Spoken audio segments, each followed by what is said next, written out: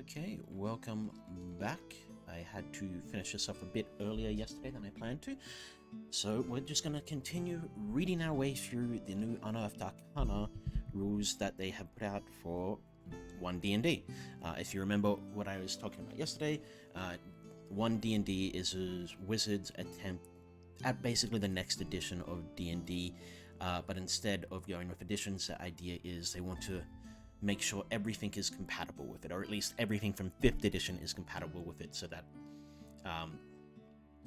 to the point where they hopefully won't have to make another edition again. They'll just be able to keep twisting and tweaking One D&D as they need to go on. The name, it's a bit dumb, but hey, I guess the marketing thought it worked. Yesterday we read few humans, or not orcs, humans, Ardlings, Dragonborn, elves. I think that's as far as we got. So now we'll focus on Gnomey boys. So gnomes are magical folk created by gods of hard work, invention, trickery, and life underground. The earliest gnomes were seldom seen by other folks due to the gnomes' secretive nature and their propensity for lairing in sylvan forests, hillside burrows, and sprawling warrens under mountains. What they lack in size, they made up for in cleverness and cunning. They confounded predators with elaborate traps and low, narrow labyrinthine tunnels. They also learned useful magic from gods like Garl Glittergold, Bearvan Wild Wanderer, and Baravar Cloakshadow, who often lived among them, usually in disguise. Gnomes are petite folk with big eyes, pointed ears, and wistful imaginations, harkening back to a time when their ancestors hid in tunnels and under thick forest canopies. Many gnomes like the feeling of a roof over their head, even if that roof is nothing more than a hat. So, gnomes are humanoids, just like everything else. They're small, about 3 to 4 feet in size. They have 30 feet movement speed, and they have a lifespan of 425 years, give or take. So, now something one of my friends did point out to me, which I wasn't the biggest fan of, is that they have basically made it so everything has a 30 feet movement speed.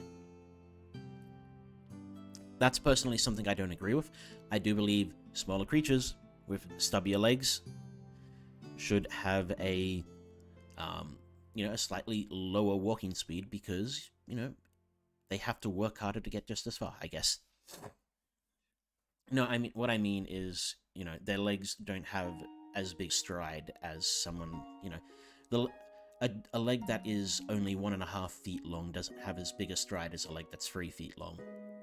That just makes sense to me. Maybe I'm wrong, maybe I'm not, but in my games as a DM, I'd probably still make any small creature have a movement speed of 25 feet instead of 30 feet. And a large creature would at least have 35, possibly even 40 feet. Anywho, as gnomes, you have these special traits. Dark vision up to a range of 60 feet. You have gnomish cunning. You have advantage on intelligence, wisdom, and charisma saving throws. I think they, wow, okay. That is strong. That is very strong gnomish cunning. I think that's different. They had gnomish cunning before, but I think it was only for a specific thing. Just getting my player's handbook to have a look. Here they are, the gnomes.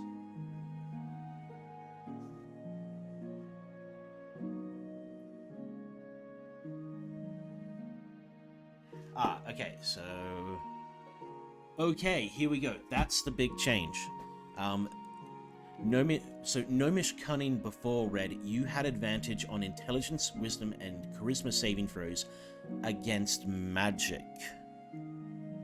The way they've read it here, or the way they've written it here, is that they have advantage on all intelligence, wisdom, and charisma saving throws. It doesn't matter if it's to avoid a magical source or a non-magical source.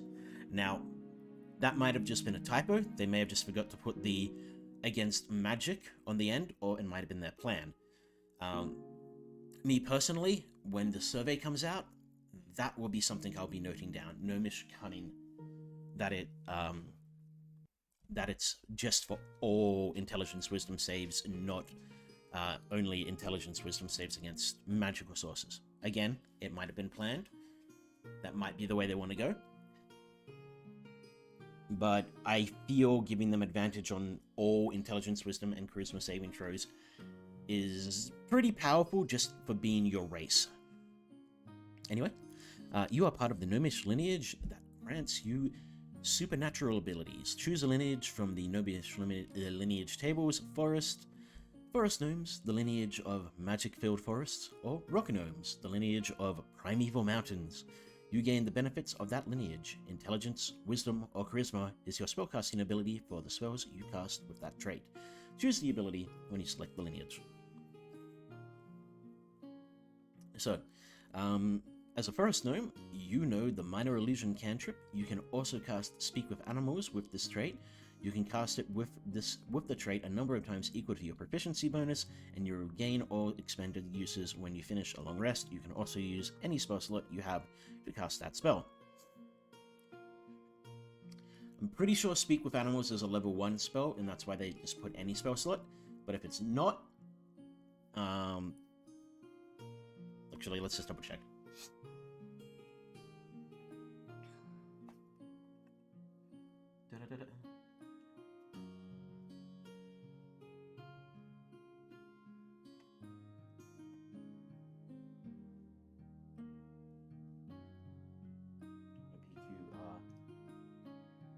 Maybe LMNOPURST. Here we are. I know the alphabet. Speak of animals. Yeah, it's supposed to spell. So yeah, that's the wording on that is fine.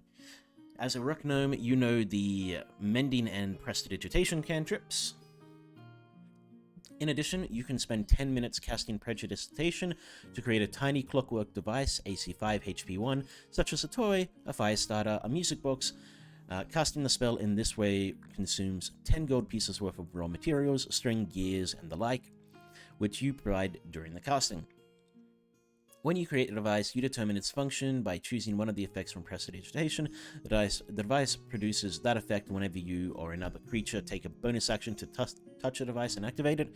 If the chosen effect has options within it, you choose one of those options for the device when you create it. For example, if you choose the spell Ignite Extinguish effect, you determine whether the device ignites or extinguishes fire. The device doesn't do both. So, okay. So you could have like a hose or a water gun, but you couldn't have. Sorry, you could have a lighter or a water gun, but you couldn't have something that is both a lighter and a water gun.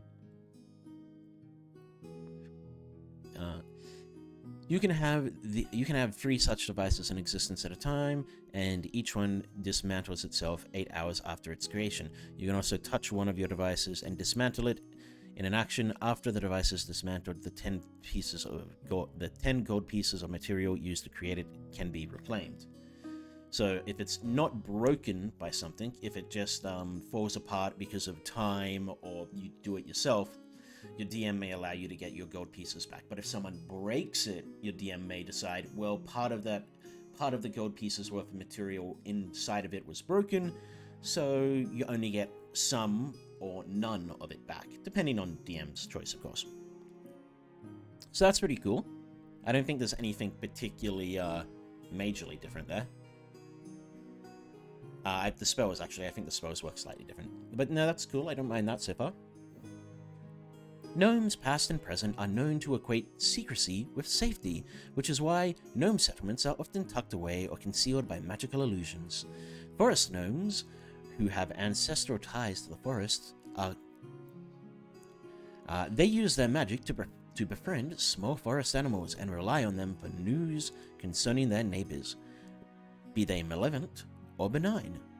Rock gnomes, whose ancestors dwelled under mountains, on some worlds, including Kryn, the world of the Dragonlance setting, rock gnomes are also known as tinker gnomes due to their fondness for artifice and clockwork inventions. Cool. Alright, so that's the end of gnomes. So now we come to halflings. But before we go to halflings, my thoughts on gnomes. I think they're fine. I don't think there's anything particularly wrong with what they have here. Yeah, no, that's all pretty good stuff. Except for the gnomish cunning. That I feel needs to be changed back to the way it is in the current player's handbook, where it's you have advantage on intelligence, wisdom, and charisma saving throws against magic.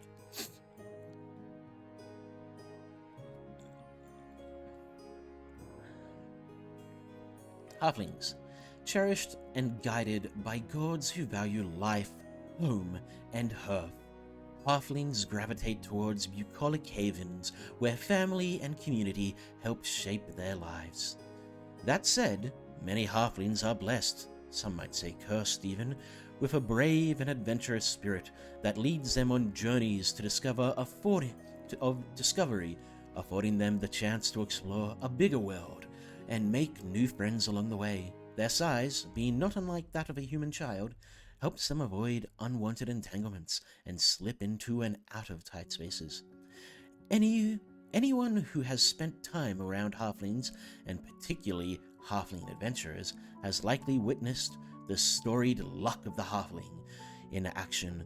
When a halfling is in mortal danger, it seems as though an unseen force intervenes on the halfling's behalf. Many halflings believe in the power of luck, and they attribute their unusual gift to one or more of their benevolent gods, including Yondala, Brandubaris, and Charlemagne. Charlemagne. Sorry.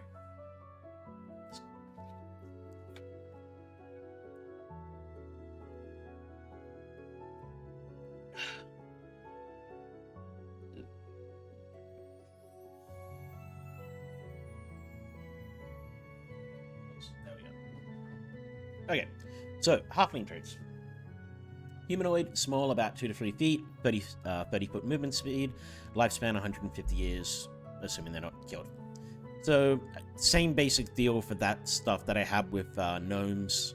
I feel their movement speed should be 25, not 30, but that's probably just a byproduct of me playing for so long where it was 25 speed.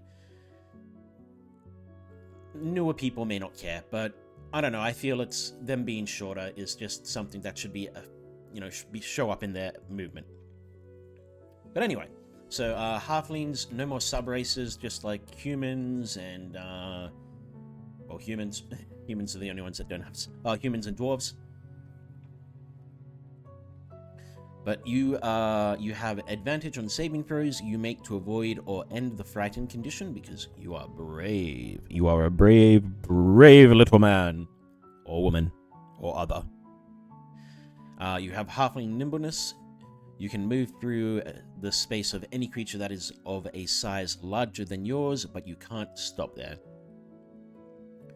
So here's the first instance of a bit of new wording, and I'll get into that in a bit. When you roll a 1 on a d20 of a d20 test, you can re-roll the die, and you must use the new roll. So, the new terminology d20 test is is the terminology they have created for a attack roll, a skill check, or a saving throw, which are the big three primary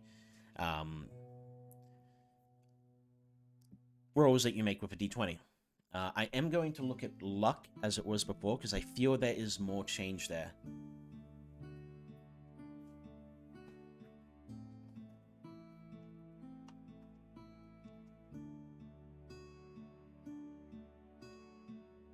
That is way too far.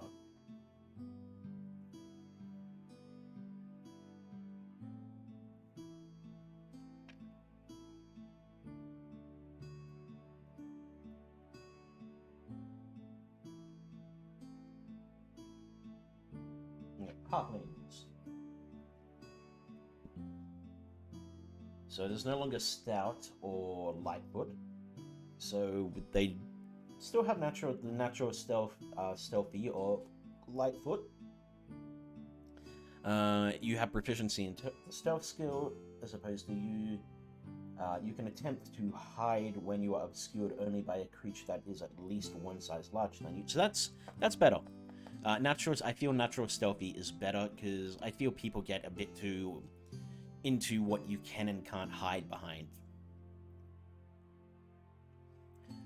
They don't have stout resilience anymore, which is saving throws against poison and resistance against poison damage.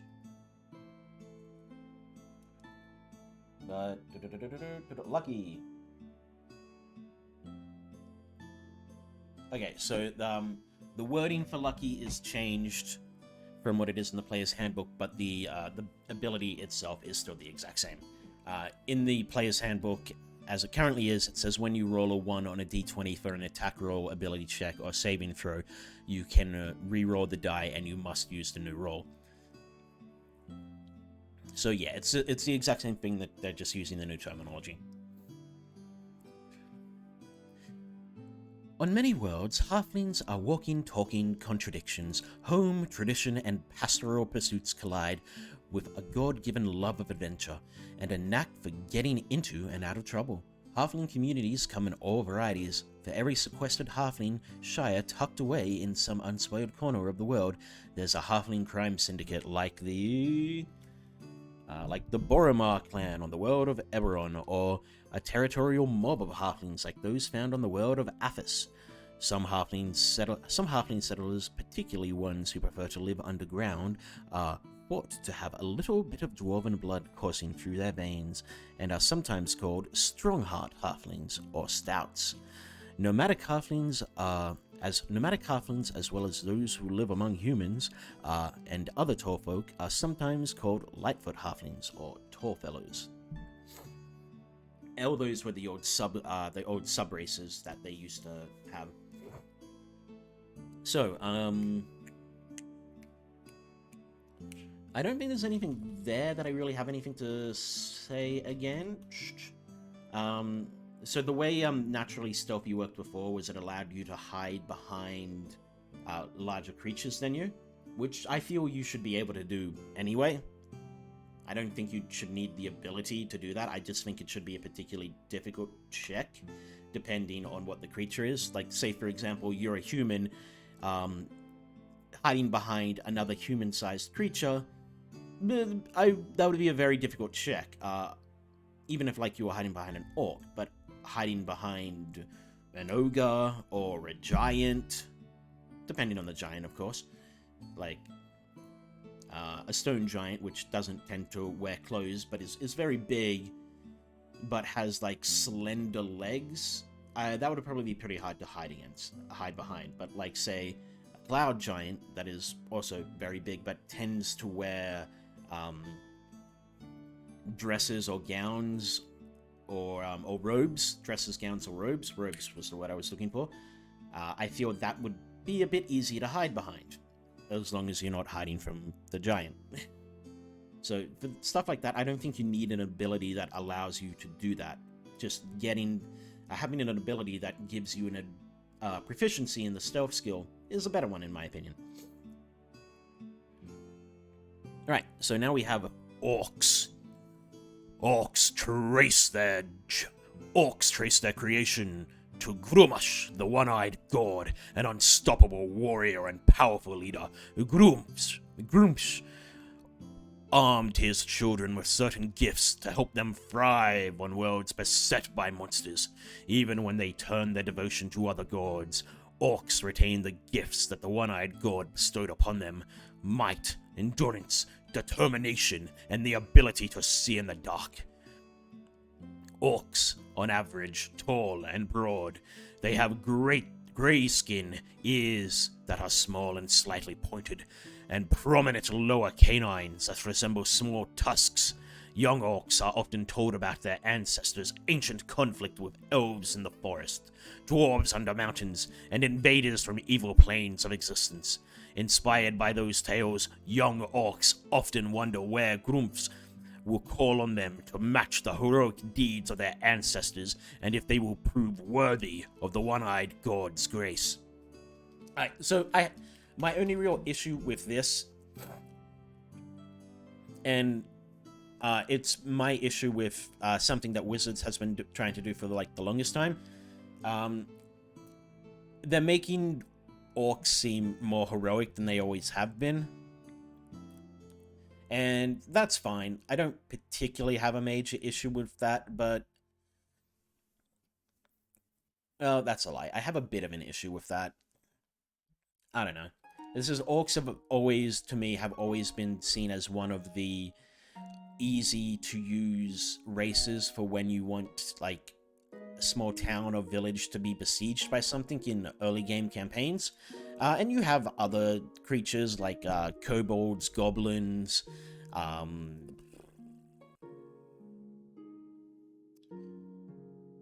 and kobolds, goblins, wolves, etc., and brigands, bandits, whatever.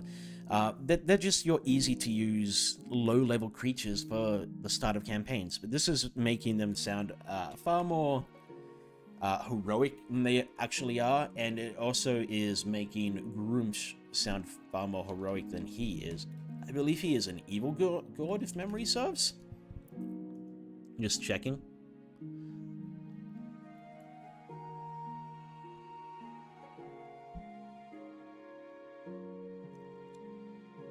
Yeah, Grumsh is a chaotic evil god. So it's certainly making Grumsh sound a bit more heroic than he is. But I suppose if this is from Orcish culture, then yes, it does make sense that the orcs would see the people that they were fighting against as the bad guys, and that their culture and society is the right one. But I don't know. Anyway, that's my opinion on it now. On it anyway. So orcs are humanoid, they are medium, 6 to 7 feet tall, 30 feet. They live for about 80 years, so the same as a human or a dragonborn. And as an orc, you have Adrenaline Rush. You can take the dash action as a bonus action. When you do so, you gain a number of temporary hit points equal to your proficiency bonus. You can use this trait a number of times equal to your proficiency bonus and regain all expended uses when you finish a long rest. That is very good. That is a very, very good ability for your race. The temporary hit points are nice, but even at the highest levels, that's only going to give you 5 temporary hit points. So that really is who gives a crap, the temporary hit points. But at low levels, being able to dash as a bonus action when you're not a rogue or a monk could be very, very useful. I don't want to say powerful, but useful. It could definitely be very, very useful. That could be very, very clutch when you need it. Either when you need to like get into the fray to save one of your guys on your party, or you need to get out there. Be like an orc barbarian, orc fighter, and orc. I would say orc barbarian or orc fighter, even an orc paladin, maybe even a orc druid if they're built around animal shape and being a bit of a tank. Having Adrenaline Rush to just be able to give you that double movement speed could be so useful, even if you can only at low levels do it twice a day. Anyway, Dark Vision, 60 feet of Dark Vision, powerful build. You count as one size larger when determining your carrying capacity and weight. You can push, drag, or lift. And the Dark Vision is the same as everyone else who gets Dark Vision. The weight carry thing it's only relevant if your DM actually keeps track of weight and what you can or can't push up, or in my experience, a lot don't. Anyway, Relentless Endurance. When you're reduced to 0 hit points but not killed outright, you can drop to 1 hit point instead. Once you use this trait, you can't do so again until you finish a long rest. So that's the same Relentless Endurance that half-orcs currently get right now. It's useful. There's nothing bad about it. It's useful. It gets you back up. It allows you to just... it gets you back up, and it allows you to get out of the battle if you need to, or get right back into the battle if you just need to get that one lucky hit off. On many worlds, orcs occupy territory claimed by their ancestors. Their settlements are strongholds can be found almost anywhere above ground and below. Orcs sometimes flock to the banner of powerful monarchs like King Obold. Many Arrows of Toril, the world of the Forgotten Realms setting, is one such figure, his strength tempered by a willingness to make peace with his enemies. On worlds such as Eberron, orcs were among those who defended the natural order from the encroachment of fiends and other extraplanar threats. Their descendants learned to live in harmony with their neighbors and the natural world, and to many of them, Grimsh's wars are a distant memory. Okay, the stuff about Eberron, yes, that is very true. Orcs in Eberron are very different to orcs in the Forgotten Realms. The thing that they're not telling you about King Obold Many Arrows is he went to war with the other races, and he only chose to make peace with them when he realized that he wasn't going to outright win, or even he wasn't going to win in the long run. And the only reason he made peace beyond that was to give him more time to prepare for something greater. That action of choosing to go to peace also greatly pissed off his followers, who were not happy with him.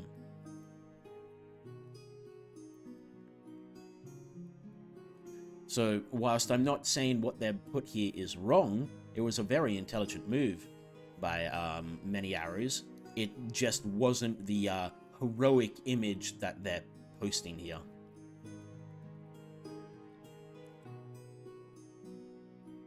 Anyway, moving on to tieflings. Tieflings are either born in the lower planes or have one or more fiendish ancestors who originate there. Tieflings, pronounced tiefling. Oh, and I know you're not watching this, but it's not tiefling, you... Ugh. You annoy me so. Anyway, a tiefling is linked by blood to a devil, a demon, a Yugoloth, or some other fiend. This connection to the lower planes is for better or worse the tiefling's fiendish legacy, which comes with a promise of power, yet has no effect on the tiefling's moral outlook. A tiefling chooses whether to embrace or lament their fiendish legacy. The three legacies are as follows. Abyssal, the heartless entropy of the abyss, the howling chaos of pandemonium, the vast despairs of a carcerate call to tieflings who have the abyssal fiendish legacy. Horns, fur, tusks, black blood, and peculiar odors are common physical features of such tieflings, most whom have the blood of demons coursing through their veins. Chthonic tieflings, who have the chthonic fiendish legacy, not only feel a tug of carcerate, but also the greed of Gehenna and the underworld gloom of Hades. Some of these tieflings look cadaverous, others possess the unhealthy beauty of an incubus or succubus, or they have physical features in common with a night hag, a Yugoloth, or some other neutral evil fiendish ancestor.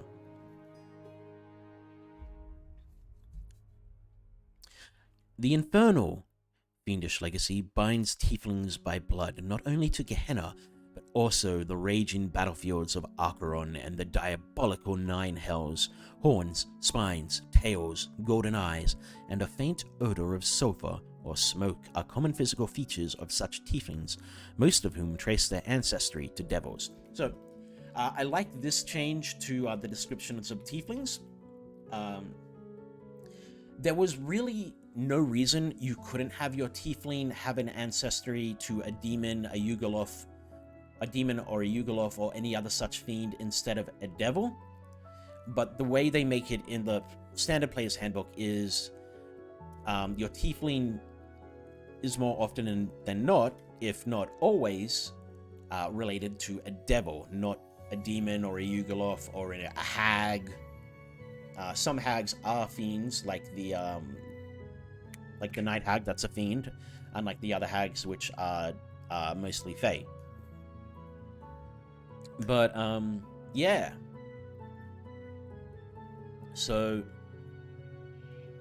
I like this change because it allows people to better describe and better choose descriptions for what their character looks like in roleplay, instead of being essentially the a colored version of, well, Nightcrawler that might have wings as well. Because that's basically what tieflings are now. Just a different colored version of Nightcrawler from the X-Men. You know, you have that standard devil-like appearance, but, you know, you choose your color and eyes and hair and whatnot. This allows to expand on that, so maybe you have a body that is sort of like, instead of a hybrid of a devil and human, is a hybrid of a Yugoloth and a human, or a chain demon. No, wait, that's a devil, I think. Some sort of demon. Anyway, as a tiefling, you are humanoid. You are either medium at 4 to 7 feet tall, or small at about 3 to 4 feet tall. Choose when you select the race. Your speed is 30, like everything else, and you live for 100 years on average. So, you have dark vision with a range of 60 feet. You have your fiendish legacy. You are the recipient of a fiendish legacy that grants you supernatural abilities. Choose a legacy from the fiendish legacy table. Abyssal associated with chaotic evil planes, Chthonic associated with neutral evil planes, or infernal associated with lawful evil planes. You gain the first level benefit of the chosen legacy. Starting at 3rd level, you gain and again at 5th level, you gain the ability to cast higher level spells with this trait as shown on the table. Once you cast the spells with this trait, you can't cast the spell. You can't cast that spell again until you finish a long rest, or ... However, you can cast that spell using any spell slot you have of the appropriate level. Intelligence, Wisdom, or Charisma is your spellcasting ability check for spells you cast with this trait. Choose the ability when you select the lineage. And finally, Otherworldly Presence. You know the Thaumaturgy cantrip. When you cast it with this trait, the spell uses the same spellcasting ability you use for your Fiendish Legacy trait. Cool. So, that's cool. That's great. So the only thing I really have to point out that I don't particularly like about the well, we'll finish reading this. Actually, we'll finish reading this and then the table, and then I'll say what I don't like. Tieflings of many worlds. Tieflings born in the lower planes often migrate to other planes of existence and never look back. Their descendants are scattered across many worlds and are especially prevalent in Sigil, the torus-shaped city at the center of the multiverse. The earliest tieflings joined ranks with non-tieflings to repel fiendish incursions on many worlds, earning the trust of those who might otherwise have mistaken them for fiends. Thanks to the victories and sacrifices of these legends, tieflings throughout the multiverse enjoy widespread acceptance. Okay, so I have 2 issues with this. Let's read this first. So, Fiendish Legacies. Abyssal. You have resistance to poison damage. You also know the poison spray cantrip, and at 3rd level you get Ray of Sickness and Horde Person. I like all of that. Actually, I'll be honest, the first level stuff, it's okay. It's not that great. I say this because most things in the monster manual have resistance to poison.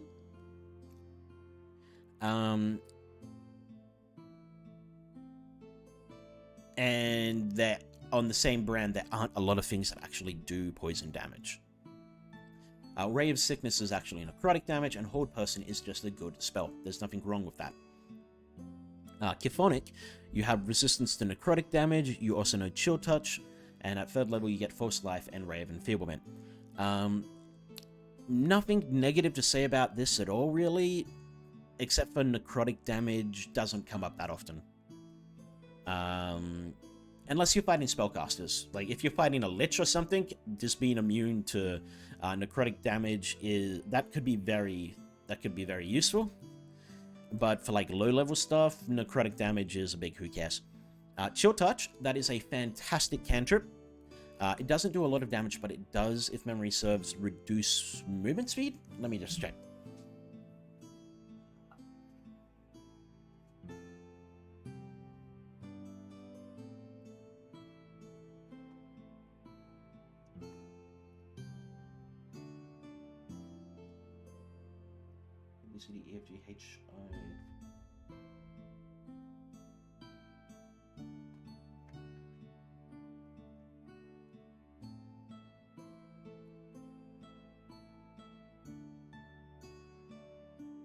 Okay, no. So I was mixing it up with another spell. I think I was mixing it up with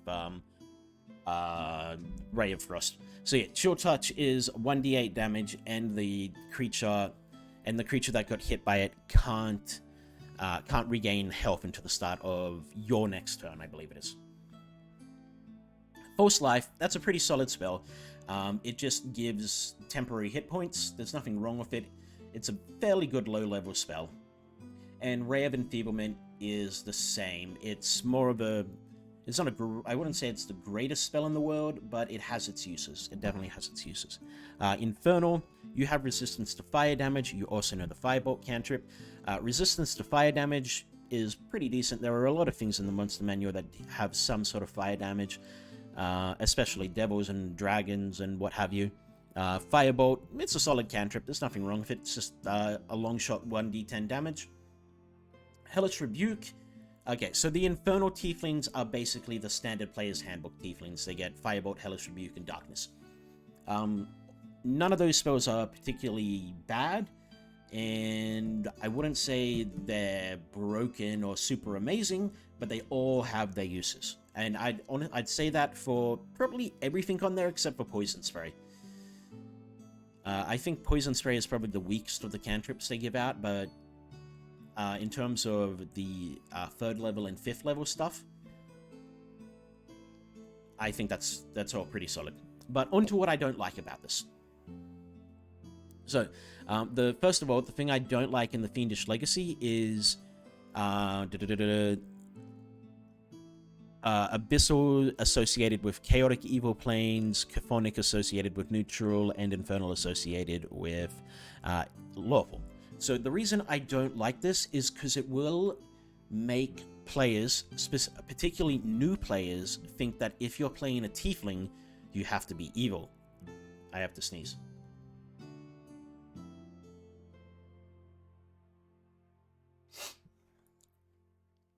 Yeah, so as I was saying, it will make new players think that if you want to play a Tiefling, you have to play an evil character. I know it up earlier, it also said that... I know up earlier, where is it? It was...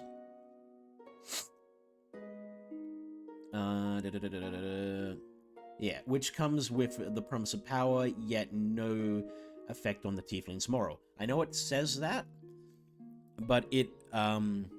when people read this down here, they're probably going to ignore that. They'll have that thing in their head, and then when they read this will be what's in their head.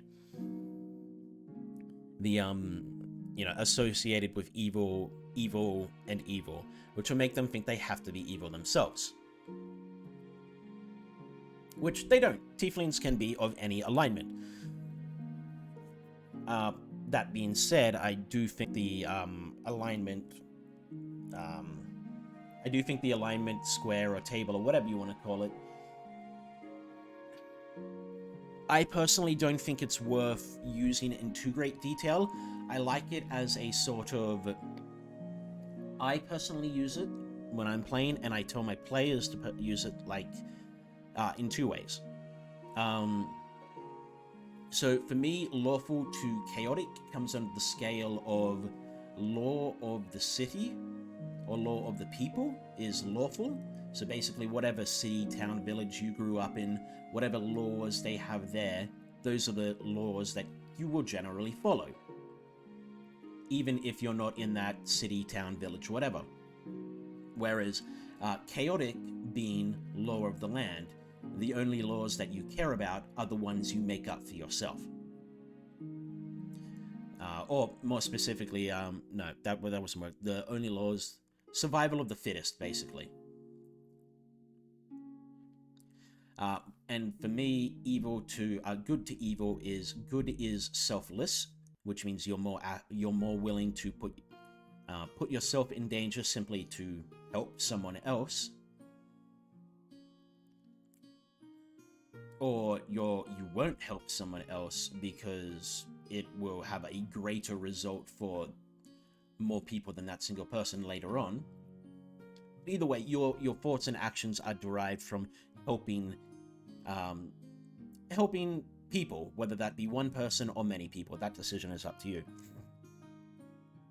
and evil being selfless, where your actions are derived from your selfish desires. So you might still be willing to help someone and put on a, the appearance of a good person or whatever, but that's specifically because it's going to benefit you somehow, whether that be moments from that action or years later. Anyway, the second thing I don't like about this is this thing here.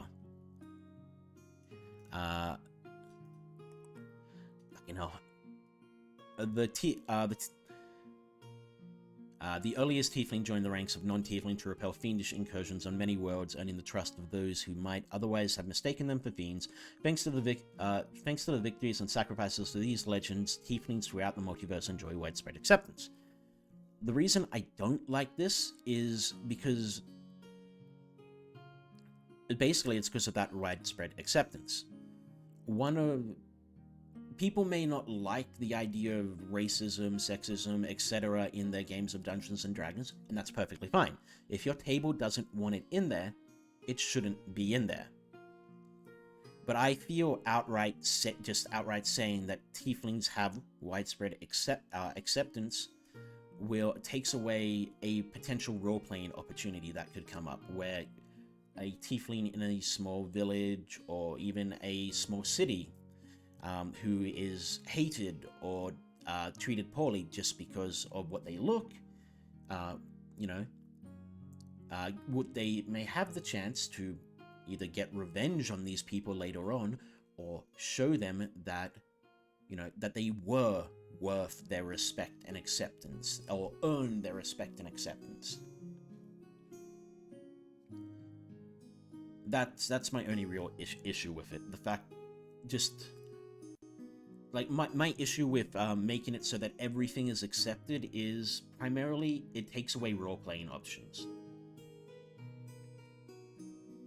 And I guess I don't like that, or maybe maybe it's I'm finding it too fake. Because let's be real, in real world today, not everyone is accepted. And I can't imagine a world that would have 10 or 15 or 20 or 100 different species that are sentient would not also have certain species that just outright didn't like others, whether that be because of their appearance or their history or their culture or their different religious beliefs. That just doesn't make sense to me.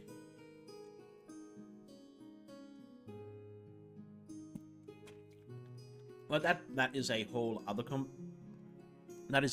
conversation. Apart from that, I think the tieflings are pretty awesome. And my issues with them primarily come down to the wording they've used over here and the roleplay stuff that they've created, or the lore stuff they've created. But anyway, now we're getting into the meat of this thing, which is the part I am most eager to try out: the character backgrounds.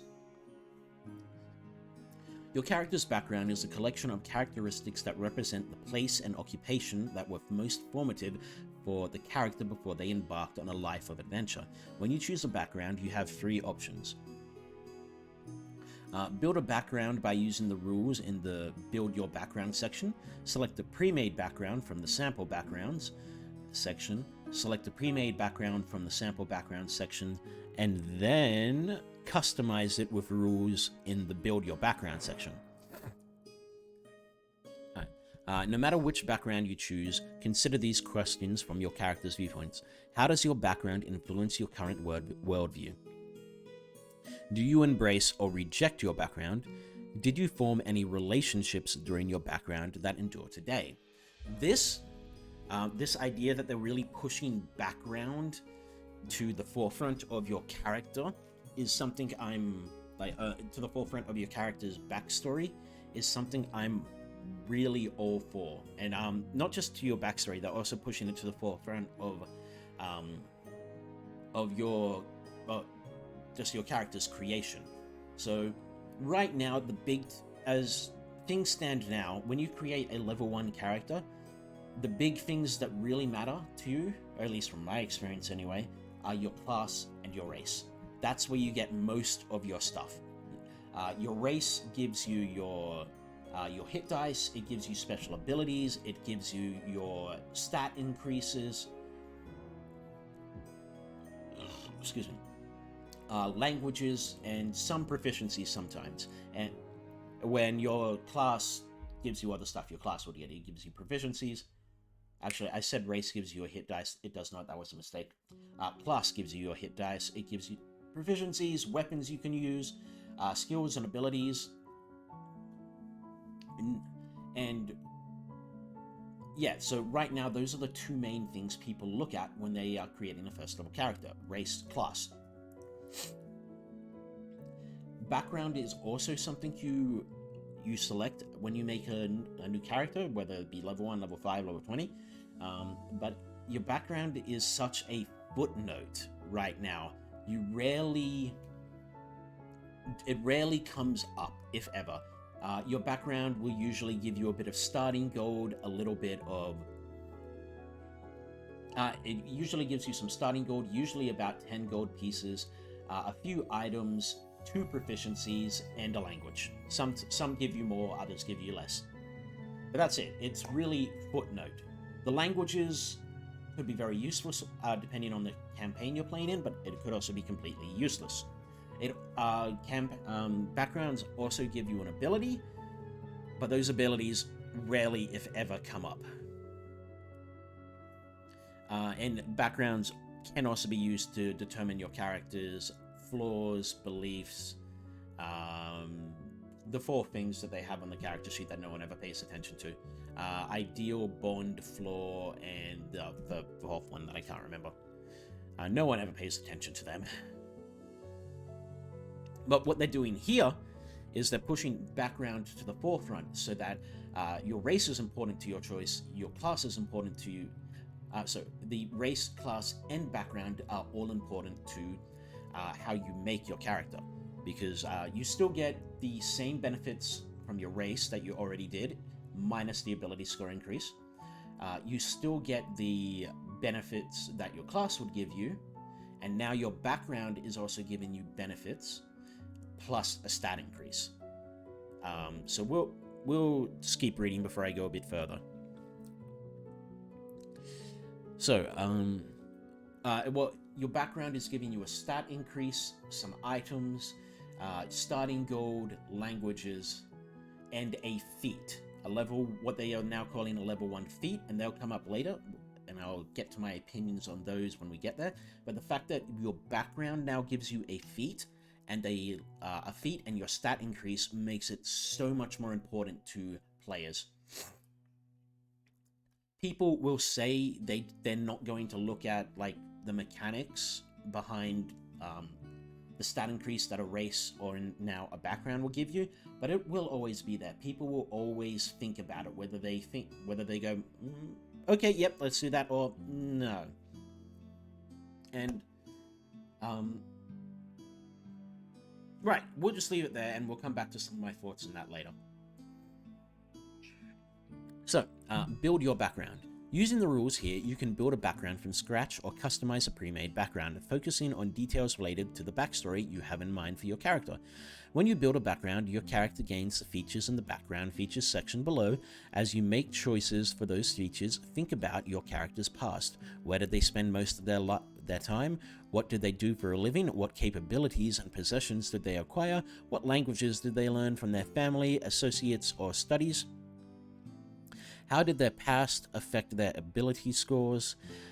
If you instead decide to customize a pre-made background, you can choose any feature in the background and replace them with the feature below of the same name. For example, if you want to change a background's language feature, you can replace that feature with the language featured below. So, background features. When you determine your character's ability score, choose two of them and increase one by 2 and the other by 1. Alternatively, choose 3 ability scores and increase each by 1. So, most most races as they stand now will give you a +2 in one stat and a +1 in another. There are some exceptions, like I believe the half-elf gives you a +1 in 3 stats. The variant human gives you a +1 in 2 stats. The standard human gives you a +1 in all stats, and I want to say mountain dwarf, I believe it's the mountain dwarf, gives you a +2 in 2 stats. So yeah, I feel that the sample ones that they've had, and you can see one of them over to the side here, the stat increases they give are they make sense. At least the ones I've seen so far make sense. So I really, if I was going to use them, I probably wouldn't change anything on them and just use them as is, but we'll see. Skill proficiencies. Choose 2 skills, your character gains proficiency in them. Tool proficiencies, choose 1 tool, your character gains tool proficiency with it. Language, choose 1 language from the standard language and rare language tables. These appear later in the document. Your character knows that language. The wording there is poor. It's saying choose 1 language from the standard language and rare language tables. I think that end should be an or. So that's another note I would have for the survey when it comes up.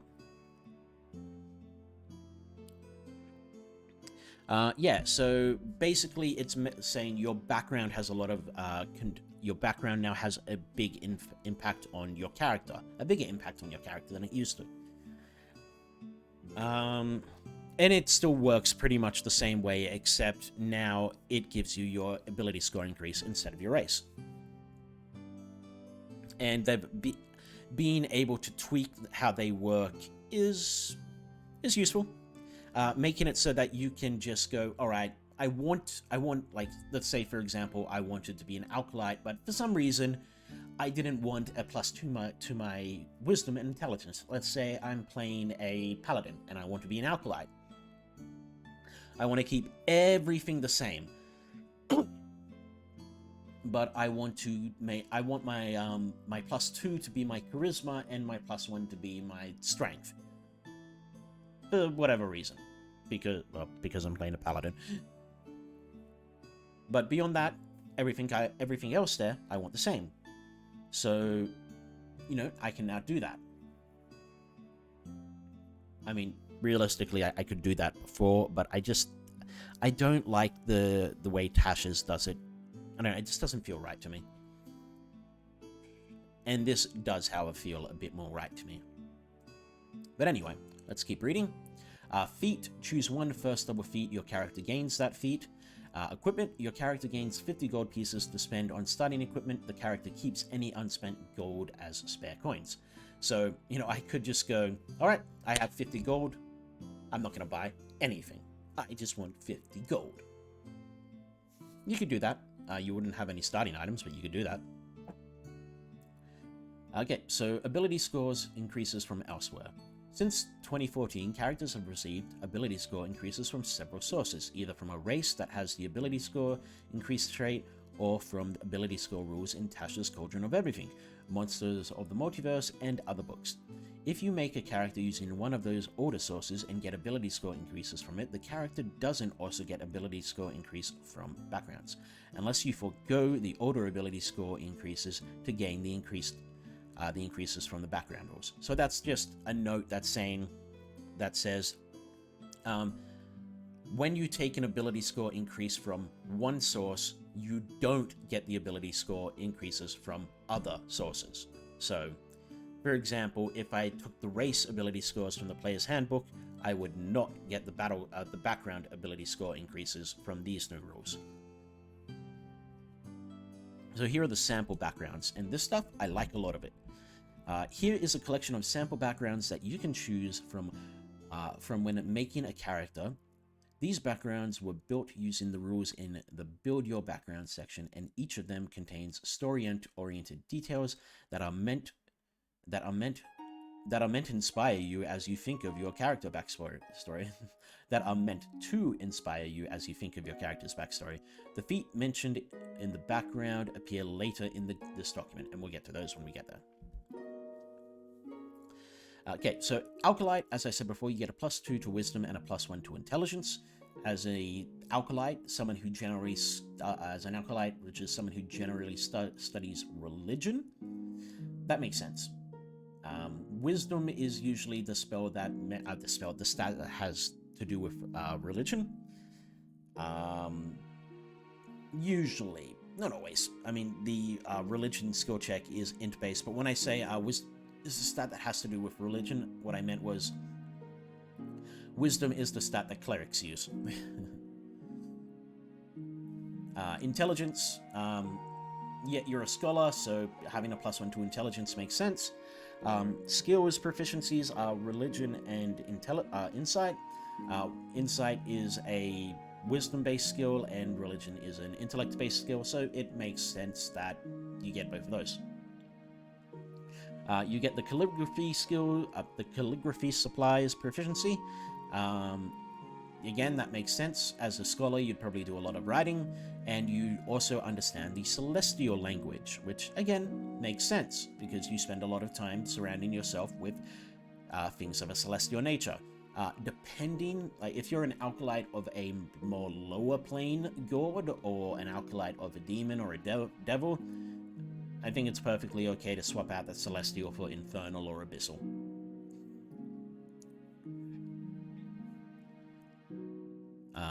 And you get the Magic Initiate Divine feat. So I won't go into what the Magic Initiative feat is, but I will go into this Divine here. So there, and this will come up later as well, so I'll only briefly touch on this. They have split up the spell casting so that instead of having spells for each class, they now have spells split into Divine, Primeval, and Arcane spell lists. So, for example, clerics and paladins can both, when they choose their spells, they both choose them from the Divine spell list. Druids and rangers, in the same vein, choose their spells from the Primeval spell list, and wizards, sorcerers, bards, warlocks, and artificers choose theirs from the Arcane spell list. I'm hoping this will give certain classes that didn't have a lot of options more options, but it might also take away some options. For example, bards can heal. Are healing spells going to be in the Arcane spell list? If not, then they will no longer be able to heal, and that could be a problem. But we'll see. The full spell. One sec. Yeah.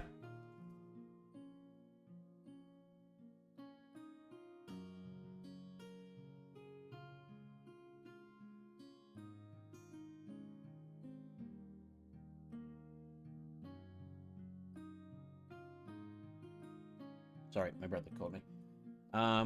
Yeah, so depending on how the full spell lists get divided into Arcane, Divine, and Primeval, that could have significant impacts on how things are played now.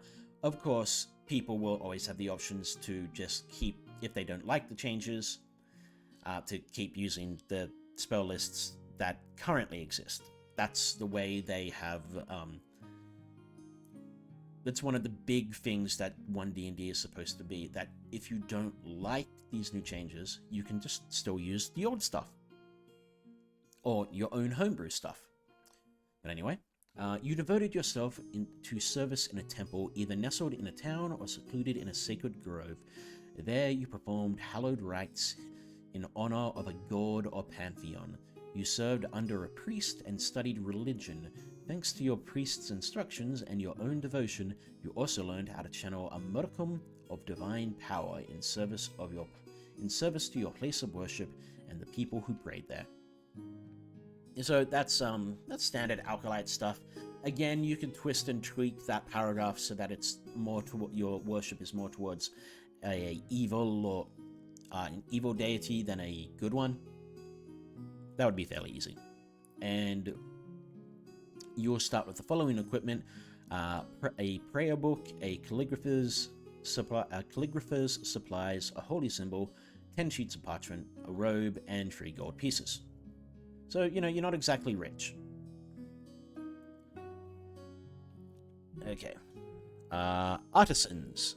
You get +2 intelligence and +1 charisma. Again, that makes sense. As an artisan, you're generally building... Actually, the charisma kind of makes sense to me, but I'm not sure if the intelligence makes sense.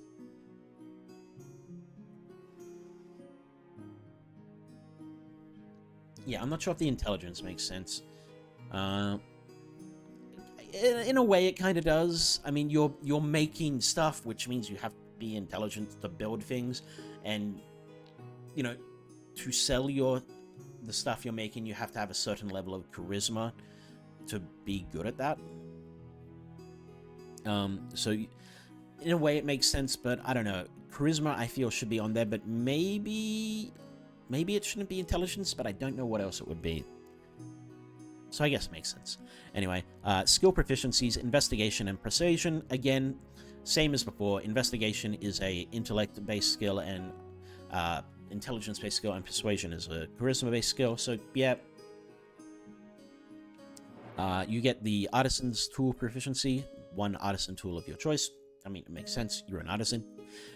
You have the gnomish language and the crafter feat.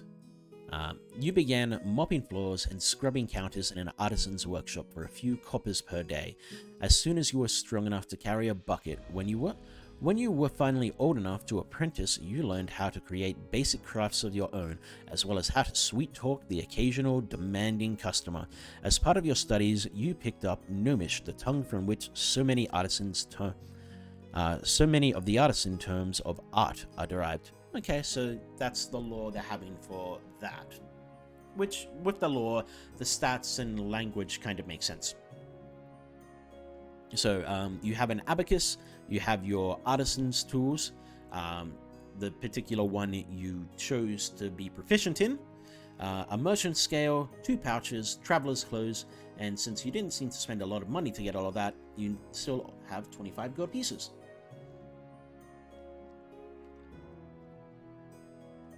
Charlatan. +2 in charisma, +1 in dexterity. That makes perfect sense to me. A charlatan is a charismatic con man and dexterous with their hands, making it easy for them to pickpocket or, amaze people while someone else is doing something. Deception, that's a charisma-based skill, and sleight of hand is a dexterity-based skill, so that, again, makes sense. Proficiency with the forgery kit, that makes sense. Language, infernal, I don't really think that makes sense. I think they just chose an evil language for it. They could have really just given any.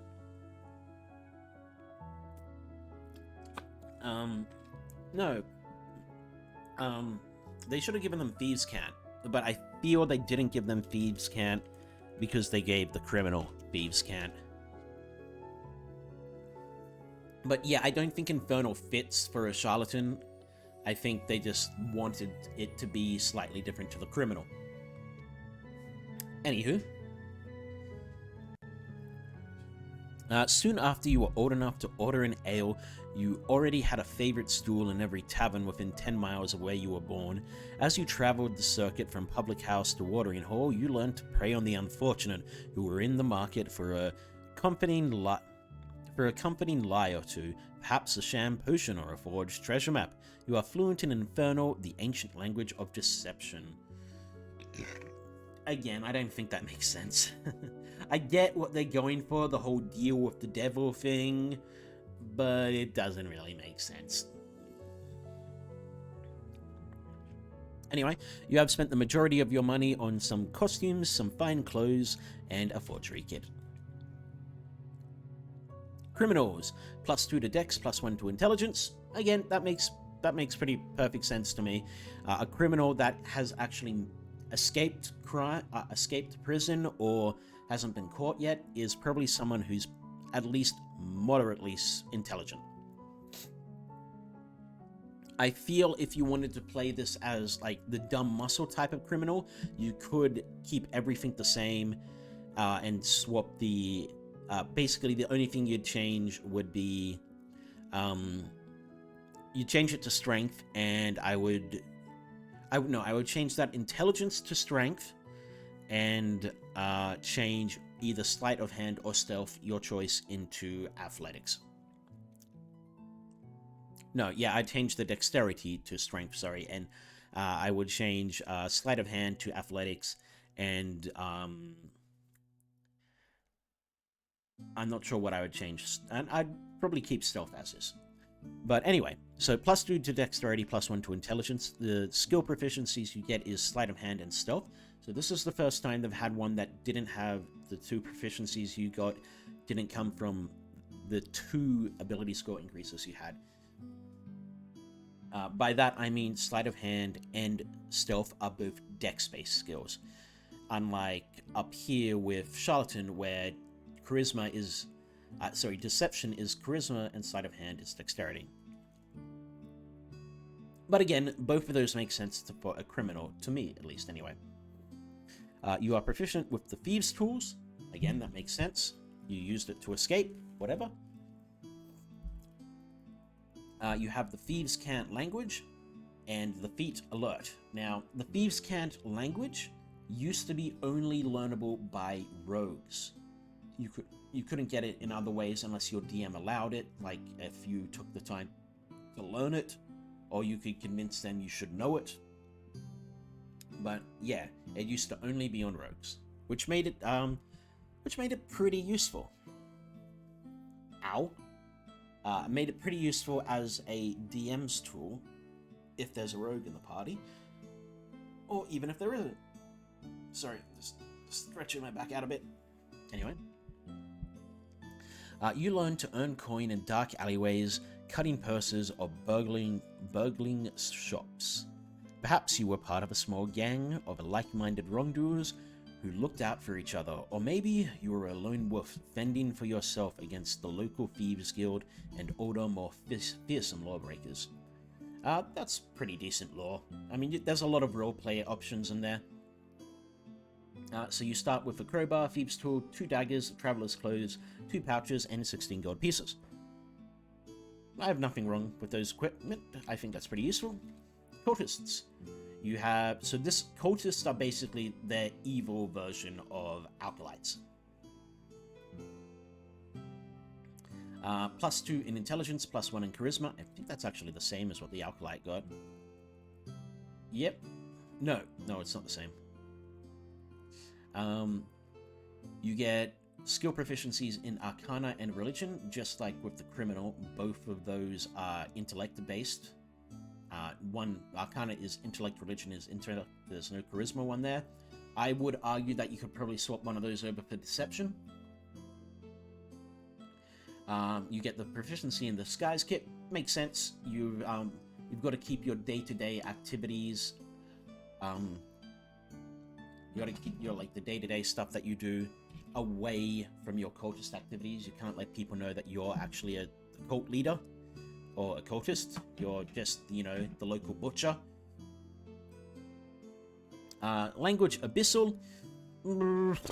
I would argue for Deep Speech, maybe Undercommon, or whatever language it is that you're a cultist for is its primary followers speak. I would argue for that, so that would be an easy change to make. And the Magic Initiative feat Arcane, which I would also argue you can swap that over to either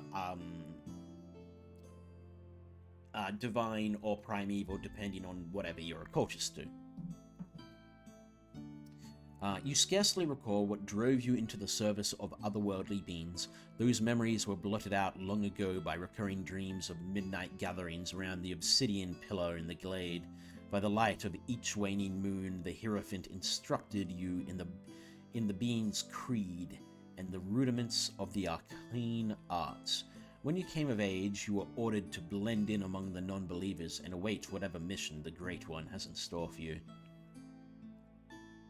You have a bell, common clothes, a single dagger, a disguise kit, a lamp, a rope, and 19 gold pieces. How much rope? Just a robe, not a rope. My bad. Entertainers, you get +2 in charisma, +1 in dexterity. Makes sense. Entertainers are the common entertainer in a D&D world is sort of like your like a trapeze artist or a circus performer or a street performer, and all those require good dexterity and charisma. Some you could be argued for strength once again, depending on how you're entertaining people, but the charisma definitely makes sense.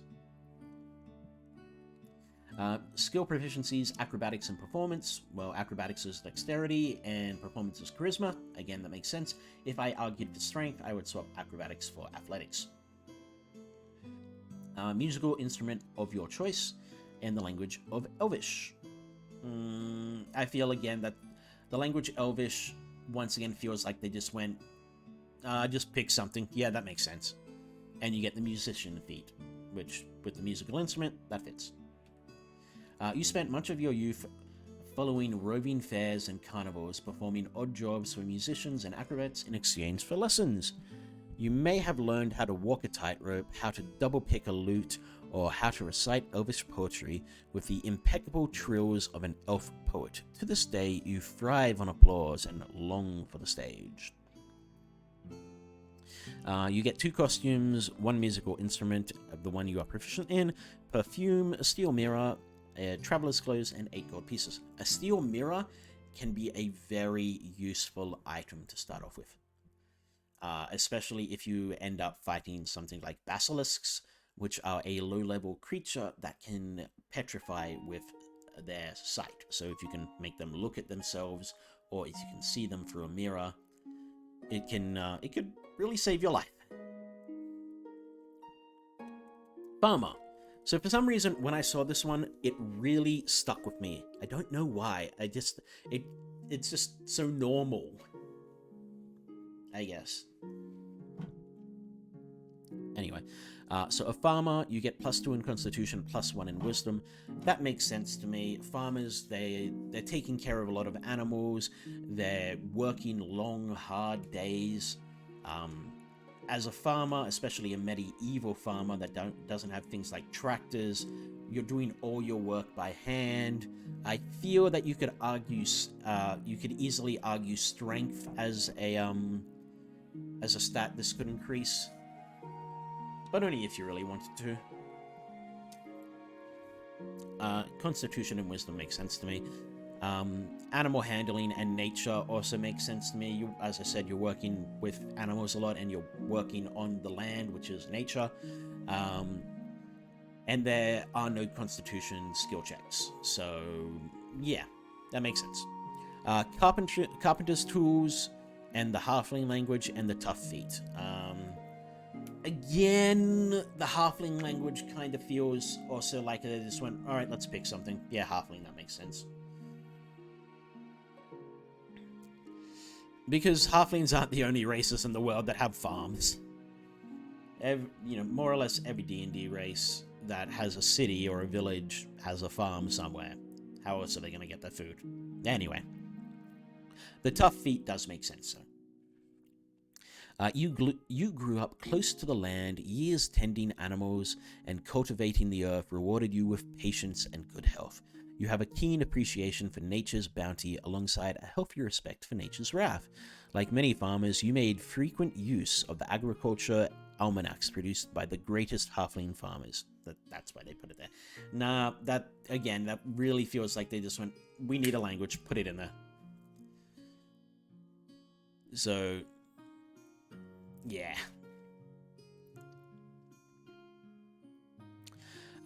Equipment. Carpenter's tools, healer's kit, iron pot, shovel, sickle, traveler's clothes, and 23 gold pieces. That is a very, very rich farmer. That 23 gold pieces, that's probably your life savings.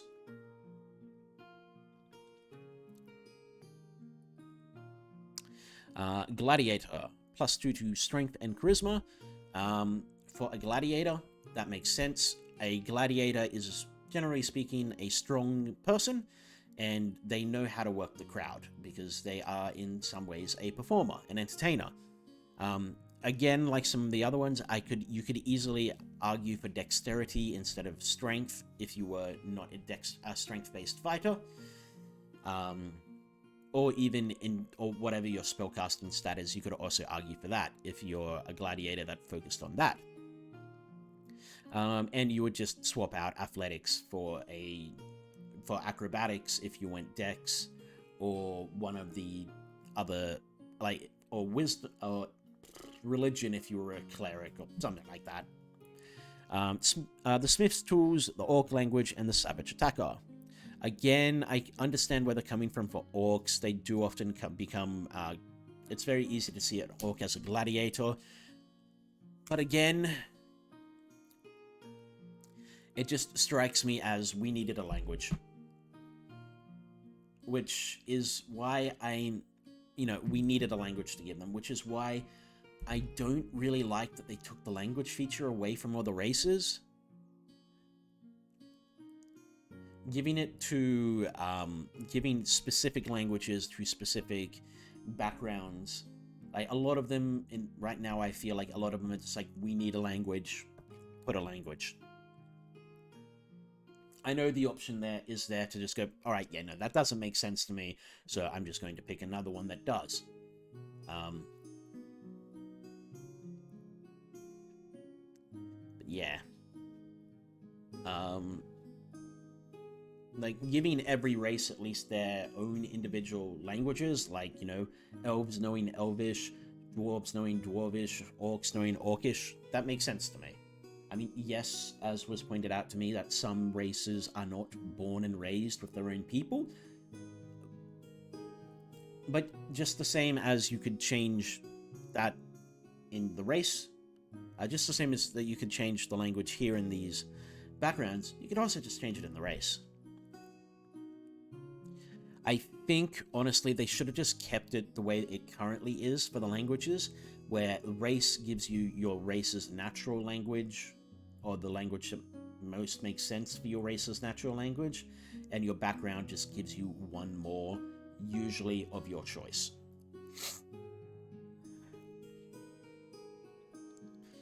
Anyway, your first few appearances in the gladiatorial pits led you to appreciate every one of the scars you carry from your instructors and sparring partners. Each scar was a lesson that taught you how to best your opponents and curry favor with the crowd. Your brawls entertained and curry favor with the crowds your brawls entertained. Your time in the pits left you with a strong hand and a strong heart. You will forever share a remarkable bond with the other pit fighters in your stables. Humans, dragonborns, warriors, and orcs. Hardened warriors all. And you get a chain, a costume, a healer's kit, 6 javelins, a smith tools, a traveler's clothes, and 15 gold pieces. As a guard, you get... Actually, I will let you keep reading that other page, other side if you want. As a guard, you get +2 to strength and +1 to wisdom, the athletics and perceptions.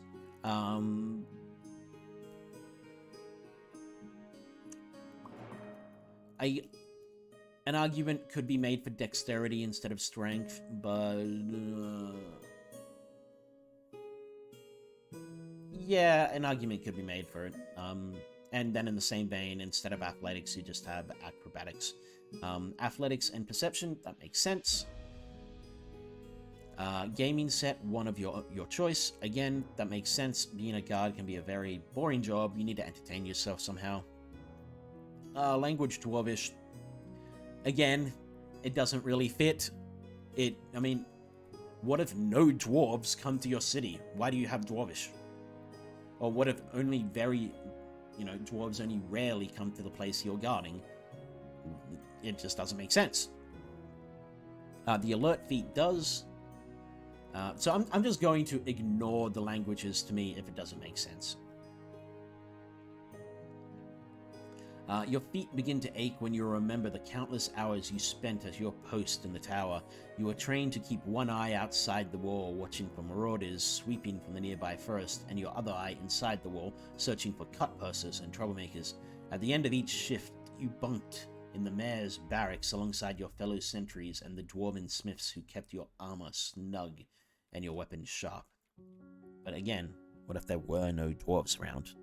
I know these are only samples, but I think I feel that giving a language makes them more set in stone, I guess. Like, I feel like having them have a language makes it more set in stone for your backstory. Like, by having your background give you the dwarf language, you have to have had interactions with dwarves at some point in your backstory, and enough interactions with them that you could learn their language. That's kind of why it doesn't make sense to me, I guess. Anyway, you get 20 crossbow bolts, a gaming set, the same one as above. The same one you... one sec.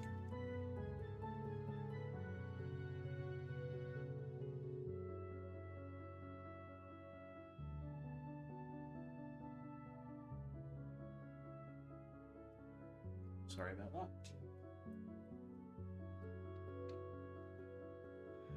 Brother's just coming in. Sorry, where was I? Yeah, the gaming set, which is the same one you had proficiency in your tools.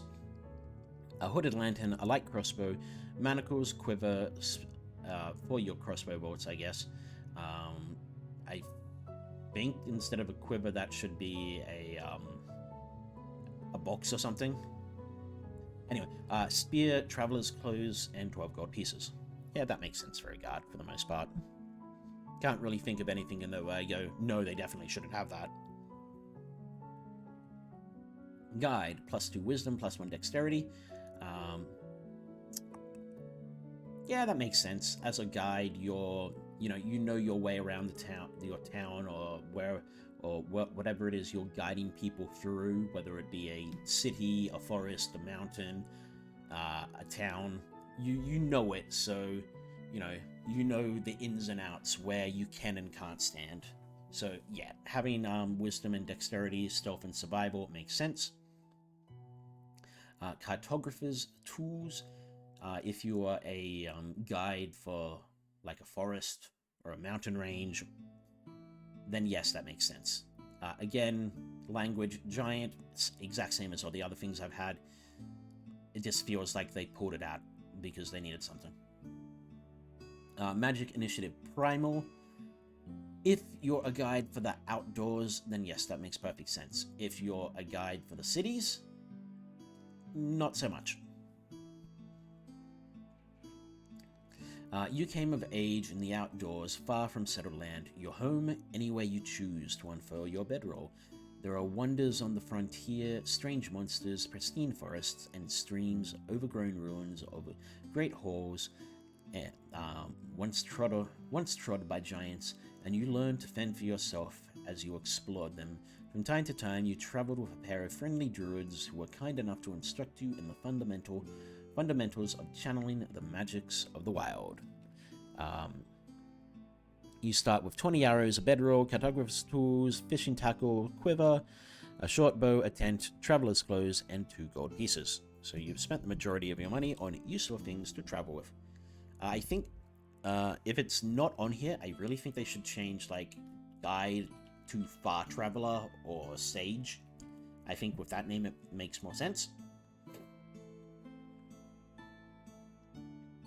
And there's literally nothing in here about you guiding people.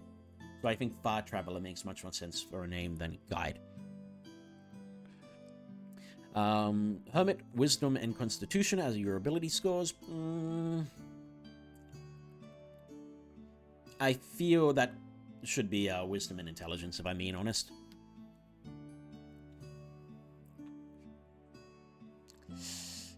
I feel that's one of... No, okay, considering right next to it we have noble, which is charisma and intelligence. Two of the mental skills, for lack of a better term, I feel that this one should be wisdom and intelligence instead of wisdom and constitution. Medicine and religion. Yeah, you could probably swap out the religion for any of the intellect-based skill checks. Herbalism kit and language Sylvan, magic initiative primal. That's one of the instances where I feel that Sylvan as a language does make sense, but it could also be swapped out for any other language. Any other of the rare languages. Magic initiative primal also kind of makes sense, but I could also understand it being swapped out for any of the other two. You spent your early years secluded in a hut or monastery located well beyond the outskirts of the nearest settlement. In those days, your only companions were the creatures of the forest who would occasionally visit to bring news of the outside world and supplies. Excuse me.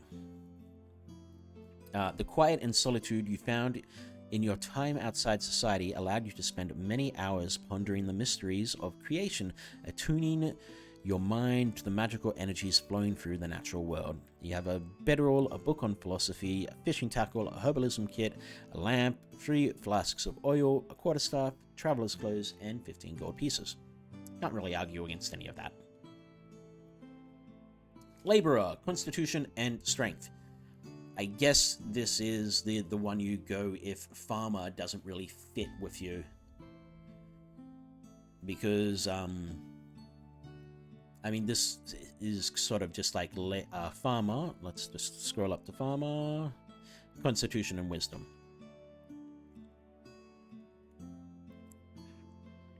So, laborer, you get +2 con, +1 strength, athletics and survival, mason's tools, all this makes sense. Dwarvish does make a bit of sense, but again, easy argument for any other language of, you know, whatever city it was you were building your stuff in, which is why I think the stuff should be language of your choice, and you should also get one from your race. Or you should get... basically, I think it should be the way it still is in the book, in the player's handbook for the most part. You get common, you get your race's language, and you get one more of your choice. That's all. The tough feat, that makes sense. Your apprenticeship consumed the better part of your youth. First, you learned to cut and polish a stone. After several years of polishing stones, you learned how to cement those stones into a wall. After several years of building walls, you learned to join your walls to form a structure. The structures you built were exceptionally durable. The mason who taught you were taught by even older masons who were taught by dwarf artisans of old. You have a bullseye lantern, common clothes, a hand axe, a light hammer, mason's tools, a mess kit, 1 flask of oil, a shovel, a water skin, and 15 gold pieces. Nah, I got nothing to say against those. Noble, +2 to charisma and +1 to intelligence. That makes sense for a noble. You need to understand how to work whatever lands you have been put in charge of, and you need to have the charisma to make it so that if things aren't going well, your people don't rebel against you. You need your people to love you, or at least like or respect you, or in some very, very bad cases, fear you. Either way, you need them to not want to rise up against you. And you also need to be intelligent enough to know how to make that happen. History and persuasion, those both make sense. I feel persuasion, you could argue, with persuasion you could easily argue for intimidation, perhaps even deception, depending what kind of noble you are. Gaming set, one of your choice. Again, that makes sense. Most, nobles know how to play chess or whatever. Draconic and the skilled feat. Draconic, again, feels like another one that they just grabbed because nobles should know one of the old languages. You were raised in a castle as a creature of wealth, power, and privilege. None of it earned your family, minor aristocrats who saw to it that you received a first-class education, some of which you appreciated and some of which you resented. Was it truly necessary to read all those ancient histories in their original Draconic? And that's how they explain you having the language. Your time in the castle, especially the many hours you spent observing your family at court, also taught you a great deal about leadership. You have fine clothes, the gaming set of your choice, perfume, a signet ring, and 24 gold pieces. Pilgrim, wisdom and constitution. religion and survival. Those things, they kind of make sense. You need to be wise and wise enough to know what you can and can't eat, and have the constitution to walk very long distances. Religion and survival, those also make sense, but I feel they could probably be swapped out for other things fairly easily if you wanted to. The other wisdom-based skills like perception or animal handling. Musical instruments, one of your choice. The language Halfling and the feat healer. And the Halfling languages, again, yeah, whatever. The healer feat makes sense. You'd want to know how to heal yourself if you're traveling long distances. You'd want to know what is, actually able to help with wounds, cuts, bruises, etc., and what would make them worse. You and a group of like-minded believers, mostly humans and halflings, once endeavored to walk 1,000 miles of road to reach a faraway shrine. Priests counseled at the outset that long after your journey was complete, you'd come to realize that you found the key to your salvation, not at your destination, but somewhere along the road that led there. You get a bedroll, a healer's kit, a holy symbol, a musical instrument, rations, traveler's clothes, and 16 gold pieces. Again, all of that sort of makes sense. But if you... Okay, why only 2 days of rations? You know. And you're going to need more than that. Sage, +2 intelligence and wisdom, arcana and history, calligrapher's supplies, elvish, magic initiate, arcane. Again, apart from the language, all of that makes sense.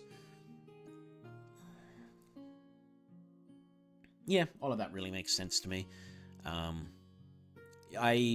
You could probably also swap out arcana or history for basically any wisdom or intelligence skills, and I would go, yep, okay, that makes sense. And I would also be perfectly fine with anyone with swapping the magic initiate to divine or primeval, depending on what you're a sage of. You spent your formative years traveling between manors and monasteries, performing various odd jobs and services in exchange for access to their libraries.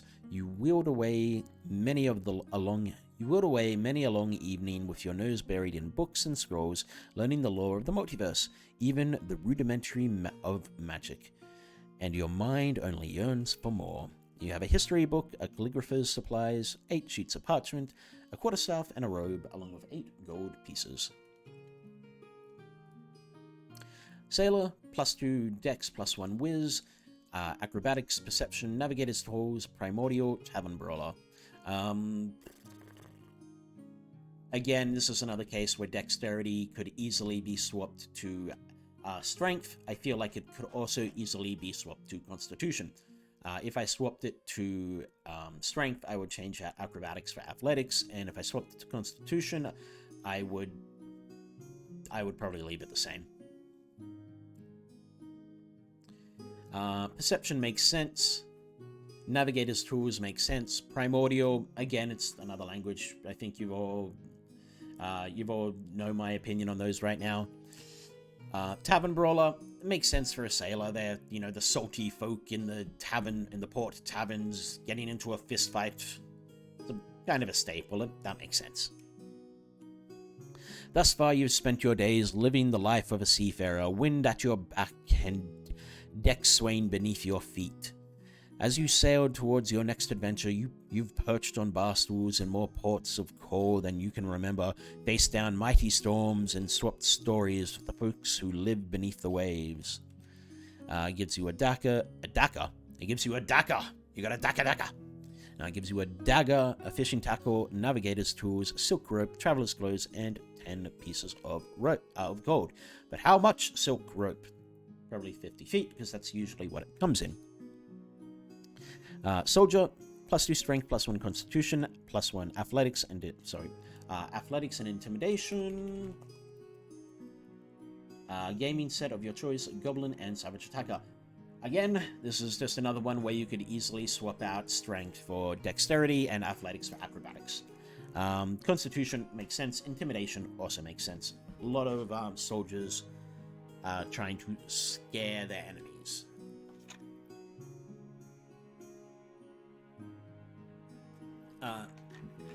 And a soldier not on the battlefield who thinks they still have authority over people would also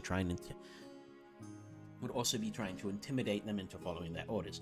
I'm not saying every soldier does that, because I know they don't, but some certainly do. Anyway, you began training for war at such an early age that you carry only a precious few memories of what life was like before you took up arms. Battle is in your blood. Sometimes you catch yourself reflexively performing the basic fighting exercises you learned as a youth. Eventually, you put that training to use on the battlefield, protecting the realm by waging war and studying the strategies of goblinoid generals. Know thy enemy and all that. 20 arrows, a gaming set, the same one you chose to be proficient in, healer's kit, quiver, short bow, spear, traveler's clothes, and 14 gold. Again, that stuff all makes sense. I got nothing really to say against that. I will say I do like the new equipment that they've been giving people. The language, just like every other one, it sort of just feels thrown on. You could swap it out with anything and it would still make sense. Urchin, dexterity and wisdom. That makes sense for an urchin. This is one of the few ones where I'd say you couldn't swap out. Well, no, actually, this is one where I say you could swap out the dexterity for strength and the wisdom for charisma. Not for the type of charisma where, like, you get people to follow you, but the type of charisma that you scare people. Because insight and stealth, they make sense, but I could also very easily see athletics and intimidation there. Thieves' tools, that makes sense. Common sign language, that's a new one. And the lucky feat. The common sign language, I'm not actually going to argue against, because it's sort of, the common sign language is sort of like a different version of Thieves' Cant. And I think that's pretty cool. I also think a urchin would learn how to talk without talking, and, listen without listening, if you catch my drift. Now, you grew up on the streets surrounded by similarly ill-fated cast-offs, a few of them friends and a few of them rivals. You slept when you could and did odd jobs for food. At times when the hunger became unbearable, you resorted to theft. Still, you never lost your pride and never abandoned hope. Fate is not yet finished with you.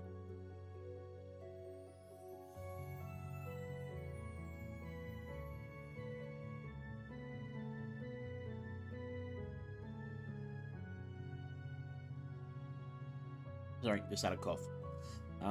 You have a bedroll, common clothes, 2 daggers, a gaming set, the one you chose, a pouch, and thieves' tools, and 18 gold pieces.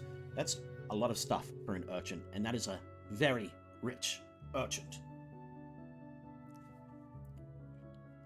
Alright, so those were all the sample backgrounds that come up with. Apart from the languages they've given them, I think they're all pretty rock solid. I think they're all very good. I don't think there was anyone that I went, no, that's bad, that's terrible. I also think they're very easy to change to fit your character. And they also all give you, a fairly basic idea of what it is you need to do to make your own background that fits your character better than one of these sample ones. And anyway, starting languages. Your character begins playing begins playing knowing at least 3 languages: Common, a language provided by the character's background, and a language that you choose from the standard language table below. The standard languages table below. Knowing of a language means your character can communicate in that language and can read and write that language. Okay. So we still start with 3 languages, which is good, I guess, because that's still the way I want it to be. And we all start with Common, and we all start with one from our background, and one of our choice. I still think the ones that we get from the backgrounds just don't always make sense, which I guess is fine because you can just swap them out for the one you do want from either of the tables, not just from the standard languages table, like the one bonus one you get. So it's not the worst thing. Anyway, the standard languages table lists languages that are widespread on D&D worlds in the material plane, and the rare languages table lists languages that are more rarely known on those worlds. In each table, typical users of a language are mentioned. So we have the standard languages, which are common and common sign language, which anyone can use. They just have to learn them, and everyone has common at the very least. Dwarvish by the dwarves, Elvish by the elves, Giant by the giants, Gnomish by the gnomes, Goblins by the goblinoids, Halfling by the halflings, and Orcish by the orcs. Yep, that makes sense. But they don't have the dialects on here anymore. Like, for example, the giant and dwarves use the same runic scripts, but are not the same. The runes don't mean the same thing.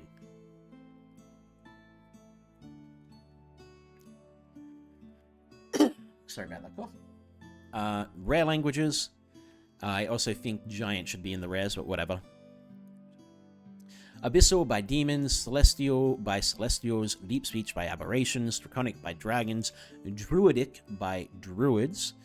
And since it is now considered a rare language, that does mean anyone can learn Druidic, if it makes sense. Infernal by devils, primordial, including Aquan, Orin, Ignan, and Terran by elementals, Sylvan by fae, Thieves' Cant by rogues, and just the same, that means that anyone can learn Thieves' Cant, just like anyone can learn Druidic, and Undercommon by the Underdark folk, so that would be Drow, Duergar, Deep Gnomes, my certain Mind Flayers.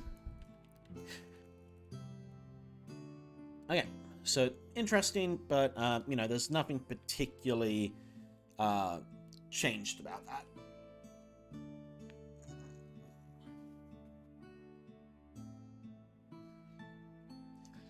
Then we come to the second really big and important part of this that I rather like. The new feats, or the changes to feats that they've made. As you can see one there, that could be very powerful. Excuse me.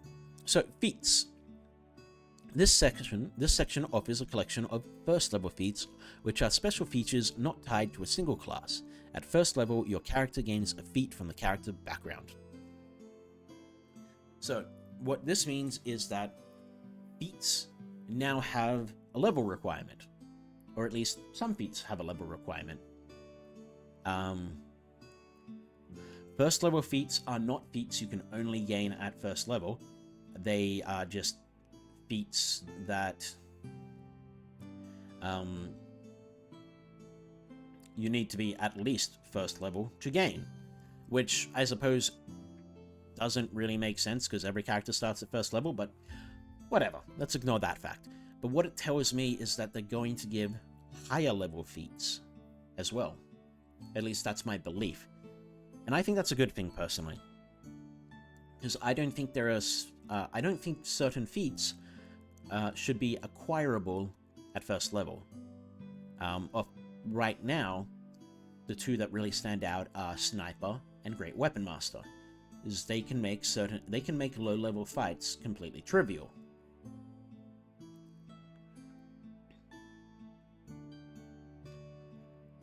But those are just one example, but the primary example. I also think it's good because it allows them to create other feats that are particularly powerful that you can't get to later levels of play.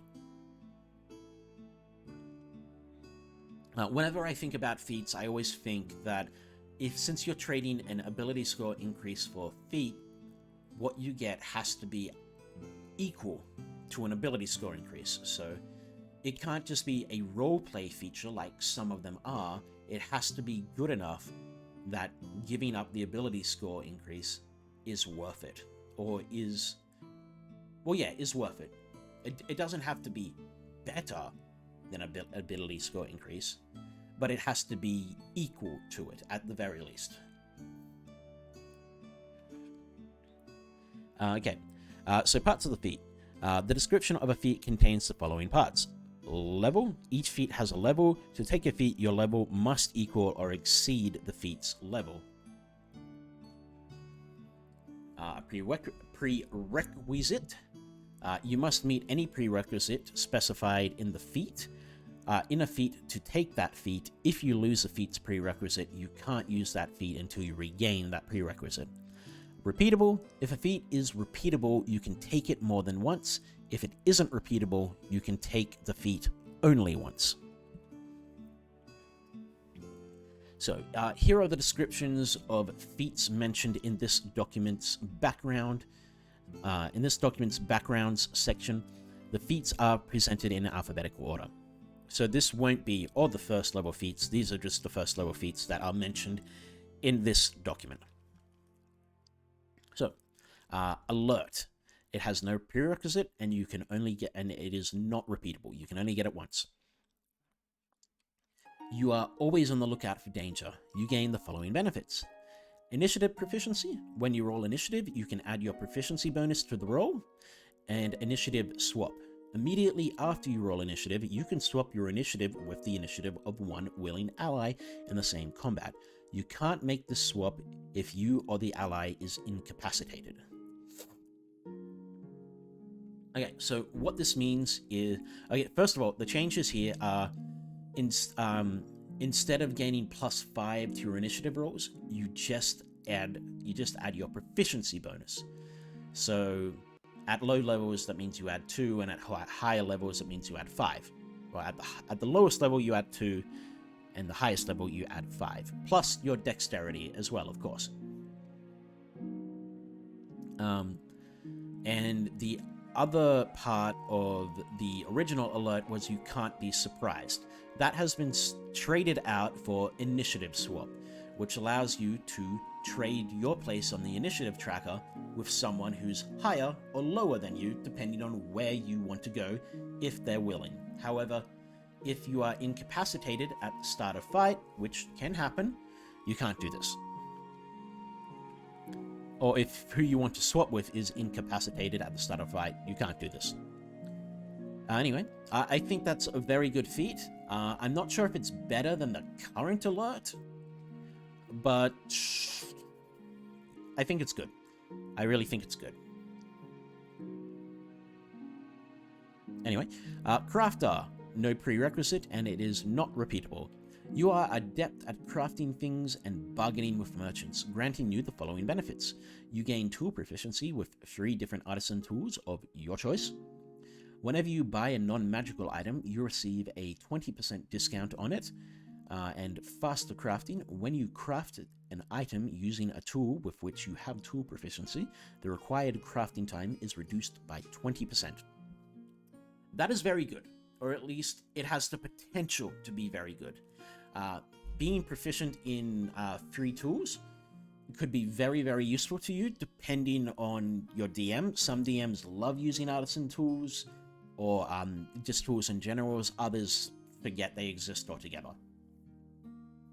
The 20% discount on non-magical items could be very powerful in, I'd probably say, about 80% of campaigns. Some campaigns don't really involve a shop or even the ability to shop. Like a campaign I'm running right now, money does not matter at all because my characters are all on a island, and what are they going to do with money on this island? They're all stranded on this island, and what worth does money have to anyone here? When they can get off the island or go back and forth between the island and the mainland, then money becomes relevant. Now, it is not. And the 20% reduction on creating stuff, that could also be very relevant in some campaigns. Not in a lot, but in some. In one I'm playing in, where I'm playing a homebrew class that revolves around creating stuff known as the craftsman, I would absolutely love this skill, because for me to create items, it takes at least a day, a solid day of work, and 50 gold pieces, or higher depending on what I'm trying to do. And being able to do that in a quick pace would just be better. So it definitely has its uses, and I think it's a good feat. I don't think it's bad. Specifically having this discount, specifically having this will make it a useful feat in most campaigns. Healer. It is no prerequisite, and it is repeatable. And it is not repeatable. You have the training and intuition to administer first aid and other care efficiently, granting you the following benefits. Battle Medic. If you have a healer's kit, you can expend one use of it to tend to a creature within 5 feet of you as an action. That creature can expend one of its hit dice and you then roll that die. That creature regains a number of hit points equal to the roll plus your proficiency bonus. That's very good. Outside of short rests, you don't use hit dice for anything. So, creating a way for people to use hit dice is very, very good. This also allows for decent healing, particularly at low levels, because at low levels, a single hit dice... when I say low levels, I mean basically level 3 and under, or level 5 and under. I say level 5 and under. A hit dice could be anywhere from... rolling good on a hit die plus proficiency could be anywhere from a quarter to half your HP, depending on your class. Howdy. Just chatting about the new rules, or the new Unearthed Arcana rules that D&D put out a couple days ago.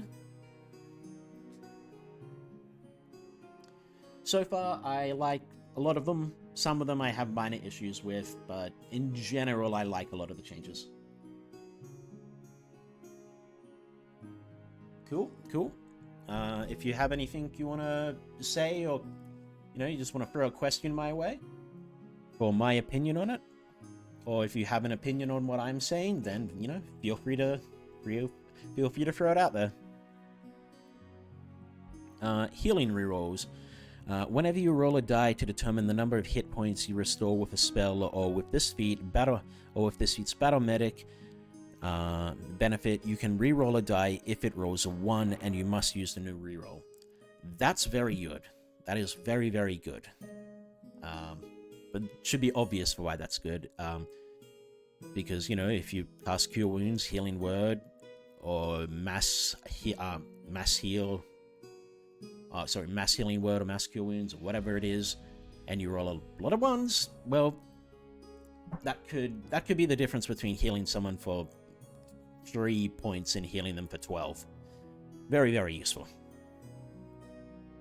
Lucky, no prerequisite. Repeatable, it is not. You have inexplicable luck that can kick in at just the right moment, granting you the following benefits. Lucky points, you have a number of luck points equal to your proficiency bonus. You can spend the points on the benefits below, and you regain your expended luck points whenever you finish a long rest. So that is slightly changed from how luck currently works. Currently, luck is you just have 3 luck points, and you can spend them to do things. Now it is, and you regain them on a long rest. Now the big change is you have a number of luck points equal to your proficiency bonus, which as you level up and get above level 10, or I think it's level 11. I think level 11 is when you get for a +4 to your proficiency bonus. I could be wrong about that.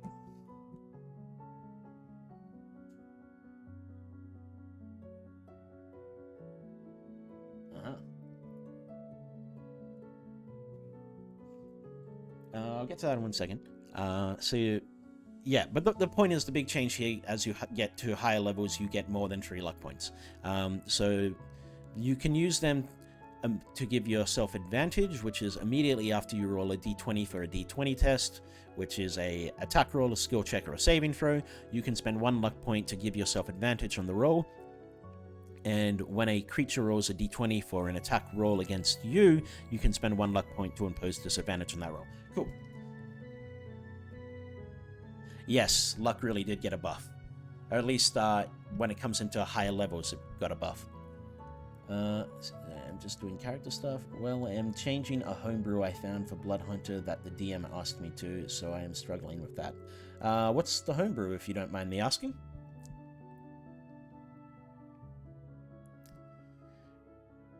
Magic Initiative, no prereq, it is repeatable, but you must choose a different spell list each time. Actually, just circling back to luck, I think the changes to luck are fairly decent. It does allow you to use it a bit more at higher levels, which may annoy some DMs, but at the same time, you get more lucky.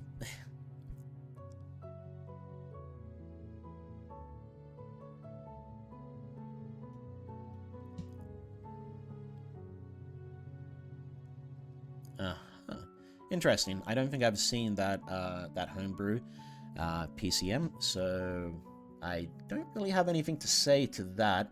I am very cautious about anything that uses exhaustion as a mechanic, though. So it's not really a buff. Lucky had weird edge had weird edge cases before that made it stronger. Well, yeah, okay, that makes sense. Since it's so new, that explains why I haven't seen it. I myself don't use a lot of homebrew stuff. At least not a lot of homebrew stuff that I can't see already has other people using it to show off that it's decent. I'll get to that in a second. I'll get to my thoughts on the new crit in a second. So right now, the homebrew stuff that I primarily use is stuff made by Matt Colville and his company, because that stuff generally gets rigorous playtesting, or at least some playtesting. I also use another book called Volder's Spire of Secrets. It's got a lot of new classes and subclasses that are pretty fun to play around with. Some of them are overpowered, and I say this both as someone who has used them as a player and had them used against me as a DM. So my opinion on the new crit changes. My opinion is I'm going to ignore them, just like I ignore the current crit rules.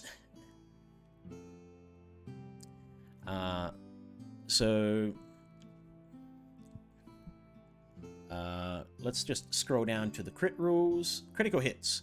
Weapons and unarmed strikes have a special feature for player characters' critical hits. If a player character rolls a 20 for an attack roll with a weapon or an unarmed strike, the attack is also a critical hit, which means it deals extra damage to the target. You roll the damage dice of the weapon or unarmed strike a second time and add the second roll as extra damage to the target. For example, a mace deals bludgeoning damage equal to 1d6 plus your strength modifier. If you score a critical hit with the mace, it instead deals 2d6 plus your strength modifier. If your weapon or unarmed strike has no damage die, it deals no extra damage on a critical hit. I do have crits.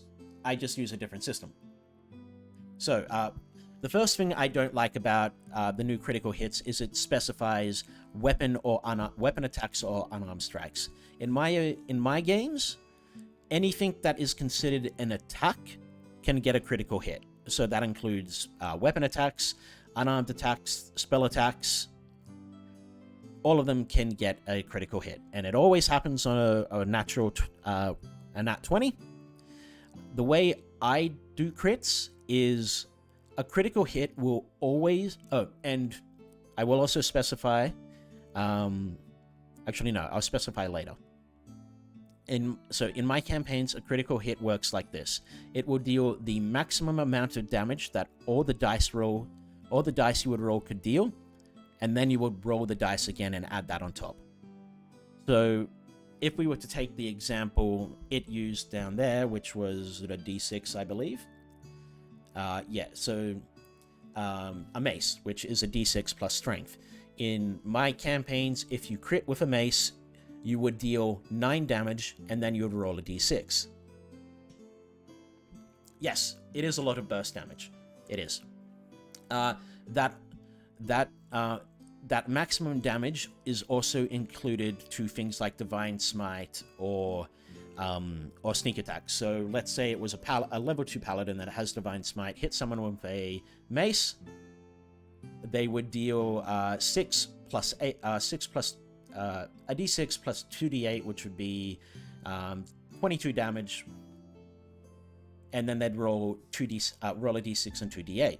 Yes, so critical hits in my games deal a lot of damage, but the flip side to this is when the enemies score a critical hit, they also deal a lot of damage. I use this system for 2 reasons.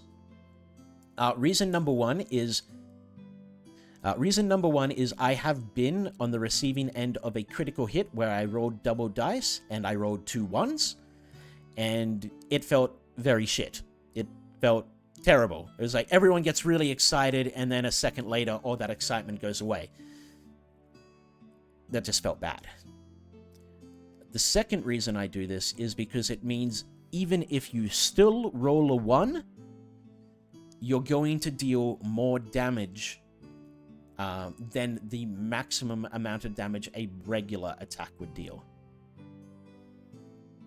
So, for example, in this case, of the mace, you get a critical hit, you'll deal 6 damage plus your strength plus a 1d6. So we'll say you have a strength of 3, that means you will at least do 10 damage.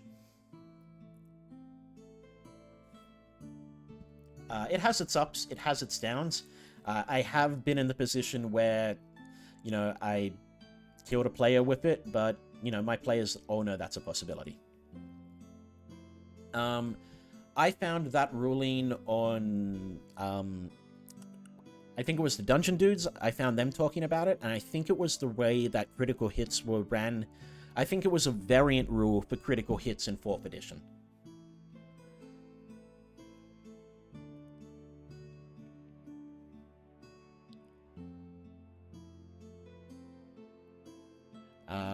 Anyway, let's circle back up to luck for a second. But yeah, I like my critical hits to feel like they're critical hits.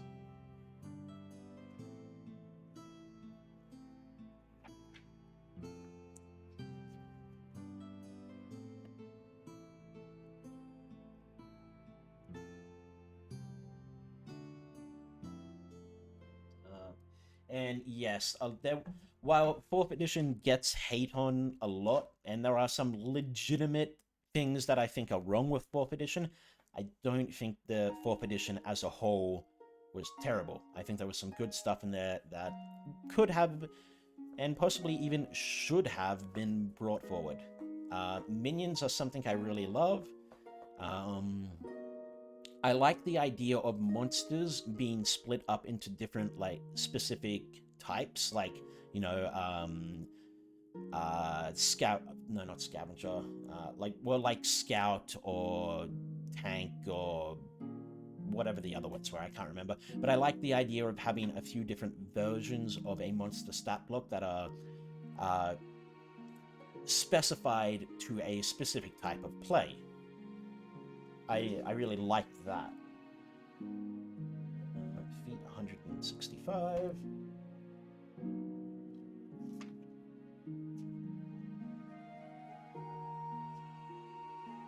Okay, let's find Lucky. What was the old Lucky?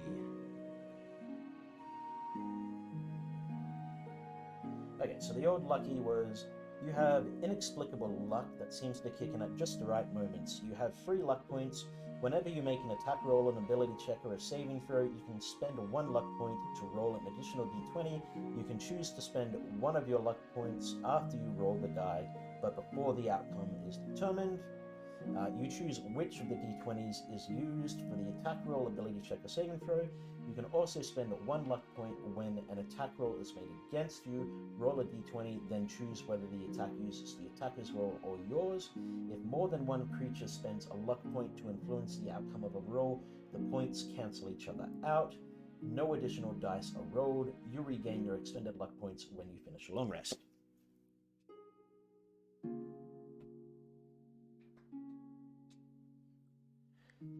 Oh, I always love talking D&D, so if you want to throw any ideas my way or something you want to say a second opinion on, feel free to ask. Okay, so the changes here are... rules as written. The changes, there aren't any real changes here. You just have the chance to get more luck points. However, they don't have the bit about two people using luck points for the same roll canceling each other out now.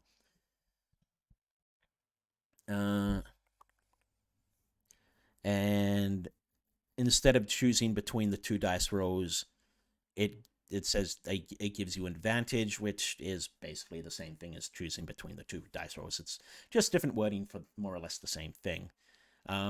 I myself haven't really used the lucky feature that often, so there might be something here that I didn't pick up on. Let me just restart my music because it has come to an end.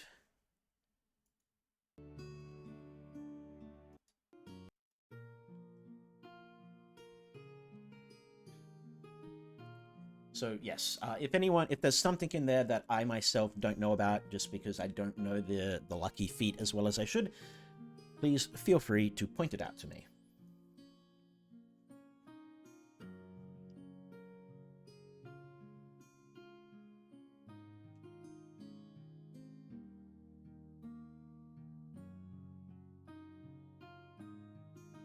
Cool. Magic initiative. So no prerequisite. It is repeatable, but you must choose a different spell list each time. You have learned the basics of a particular magical tradition. Choose one spell list: Arcane, Divine, Primal. You gain the following benefits. You get 2 cantrips from the spell list of your choice. And you get and you get to choose one first level spell from the spell list. You always have that spell prepared. You can cast it once without a spell slot, and you regain the ability to cast it in that way when you finish a long rest. You can also cast the spell using any spell slot. Intelligence, Wisdom, or Charisma is your spellcasting ability for these spells. Choose when you select this feat. Consult the player's handbook for rules on spellcasting. Whenever you gain a new level, you can replace one of the spells you chose for this feat with a different spell of the same level from the chosen spell list. Okay. Yeah, that's pretty much works like a weaker version of... is there a spell initiative feat right now? I know you have the Fey Touched and Shadow Touch, which are sort of similar, but kind of more specific. Sorry, I was running around asking random people what classes, subclass they thought was super fun. Are you stuck with just official Wizards content? I shouldn't ask that question. There should be an assumption. I'm just going to check if there's a Magic Initiative 5e feat. If there's a one that already exists, and if so, what are the changes?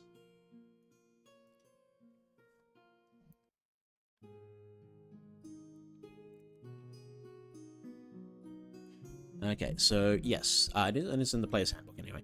Choose a bard, cleric, druid, sorcerer, warlock, or wizard. You learn 2 cantrips of your choice from that class's spell list. In addition, choose one first level spell to learn from that same list. Using this feat, you can cast that spell once at its lowest level, and you must finish a long rest before you can cast it again in this way. Your spellcasting ability for these spells depends on the class you choose. Okay, so they've just made initiative in some ways more flexible. Yeah, it's basically a spellcasting initiative as it already is, but... magic initiative as it already is, but more flexible, using the new spell lists that they've created. I will say one of my favorite classes to play is Paladin. I'm a huge fan of playing the Paladins.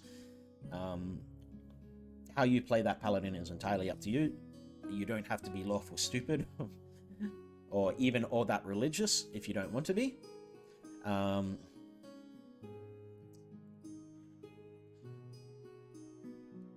I do say Tiefling Paladin is one of my faves. That sort of, you know, can't think of the right word. But that sort of, you know, that infernal nature being at odds with the divine, the infernal nature of the race being at odds with the divine nature of the class. I really like that. I think that's fun.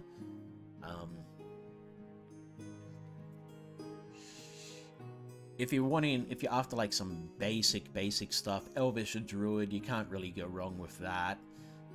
Or Elvish Ranger. I like Dwarves.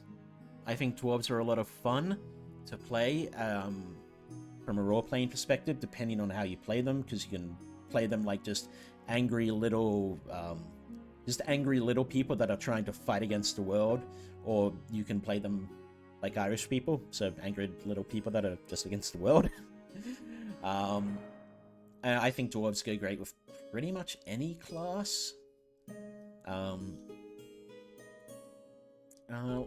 Let me have a look through my my Monsters of the Multiverse.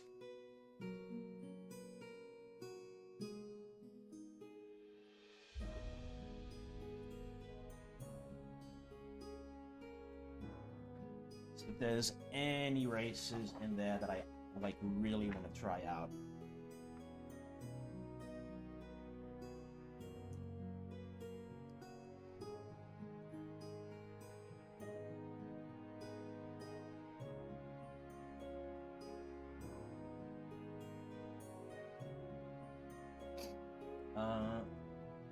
Goliath.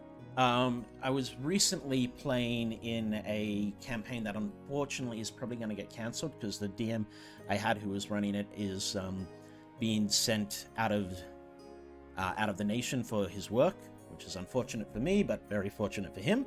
But I was going to be playing a Goliath Barbarian, which, sure, Goliath Barbarian, that's pretty basic, but the thing is, my DM at the time was willing to allow it so that my my rage checks or my rage stuff would work with dexterity as well as strength. So I was planning on being a barbarian until level 5, at which point I was going to swap over to rogue for a couple levels. So I was going to play the idea, and you may know it if you've seen our D&D shorts, was basically when I get angry, I get quiet. So the idea was like a really strong assassin type figure that would like sneak up behind someone, grapple them, pull them into the darkness, and then like just break their neck or something. I don't think I'm gonna get a chance to play that though.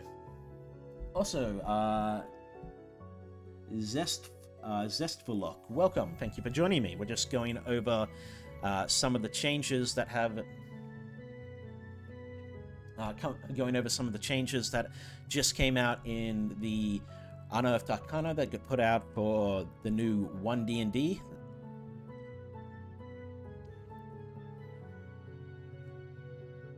Welcome, Melody.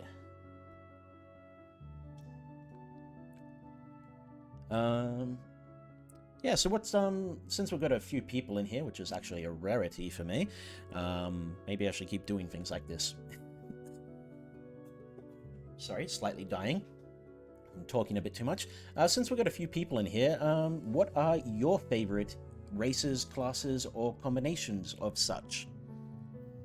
As stated earlier, my personal favorite race is Paladins. My personal favorite class is Paladins.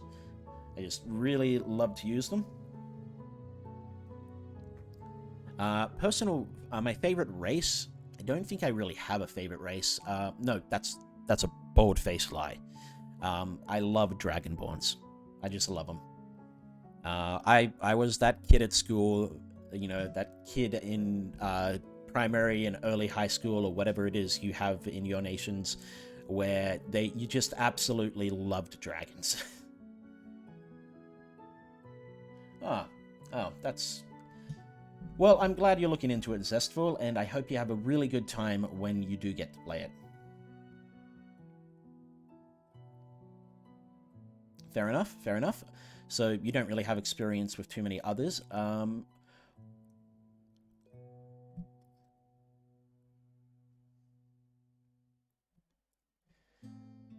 No worries, PCM. Asking around for ideas, there's nothing wrong with it. And, you know, it could spark that inspiration you need to choose something. And also, if anyone tells you that just stealing an idea from a comic book or a movie and turning it into a D&D character is wrong, they're lying. It is perfectly fine and perfectly okay to do that.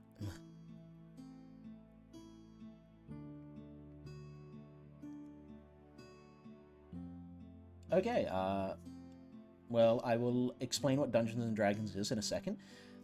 Then Human Fighter, whilst it is basic, it's still good. There's nothing wrong with it. If it's what you like or what you end up liking, it's perfectly fine. I mean, I have a friend who has played a human fighter so often.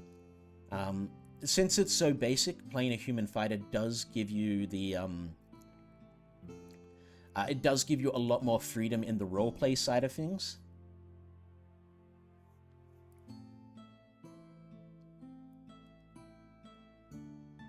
Okay, so before I get to the changes on inspiration, I will just do a quick description of what Dungeons & Dragons is.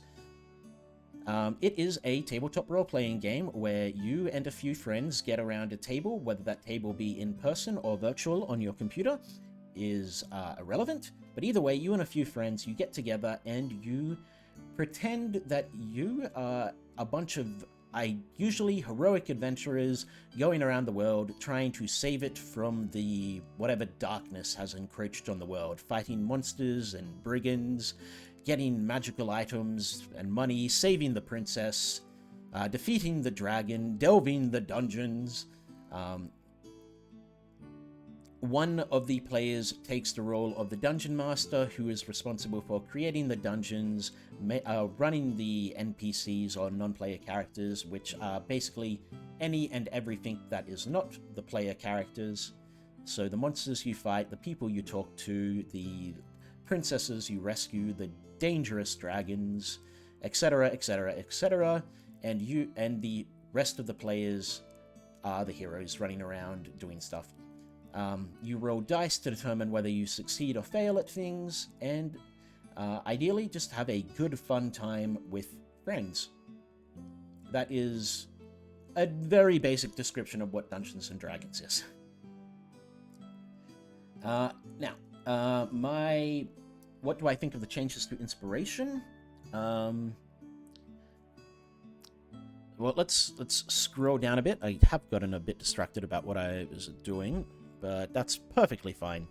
So let's just read through.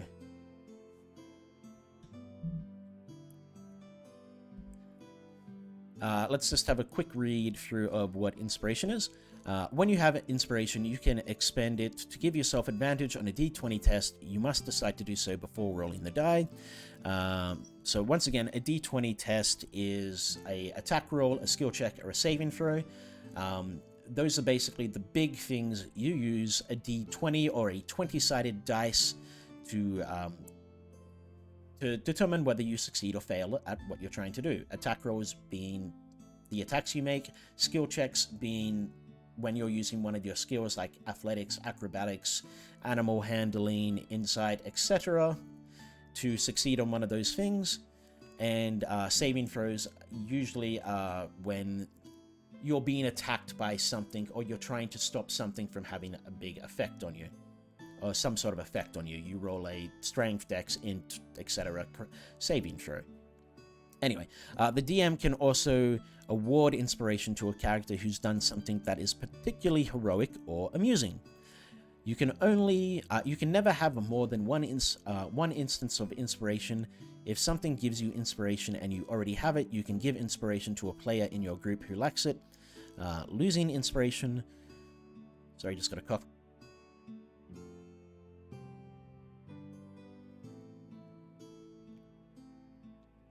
Losing inspiration. If you still have inspiration when you start a long rest, you lose that inspiration. Okay, so I'll be honest here. Inspiration is kind of something that a lot of DMs and players forget exists.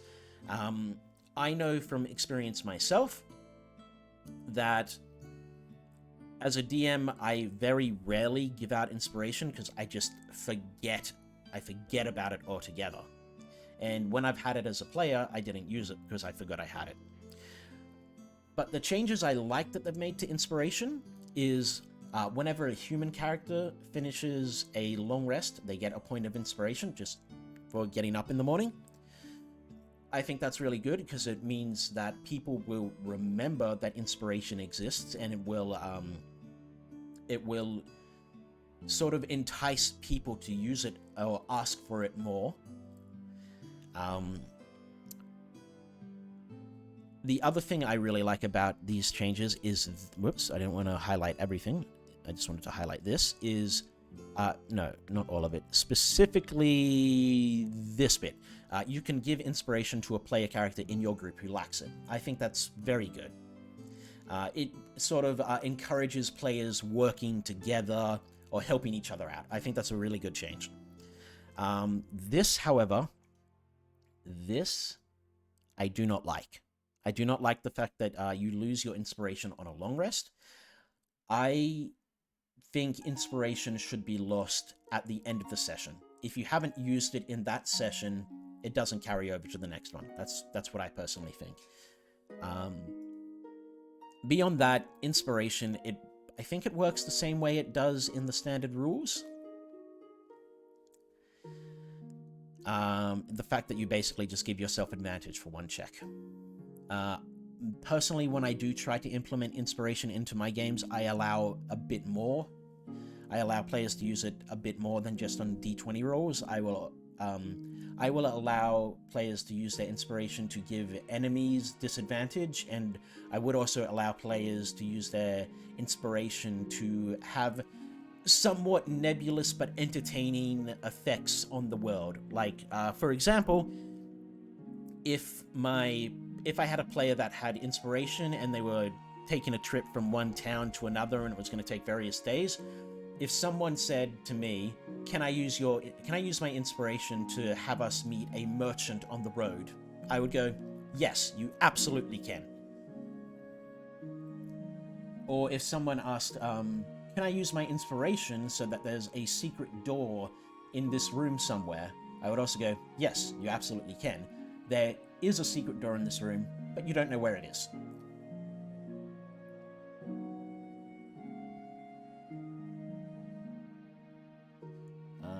You better know the medical information, social security.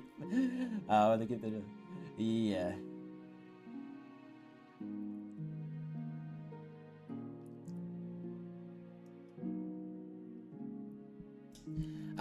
Yeah, it is sort of to balance out humans a bit. It gives them... It sort of makes...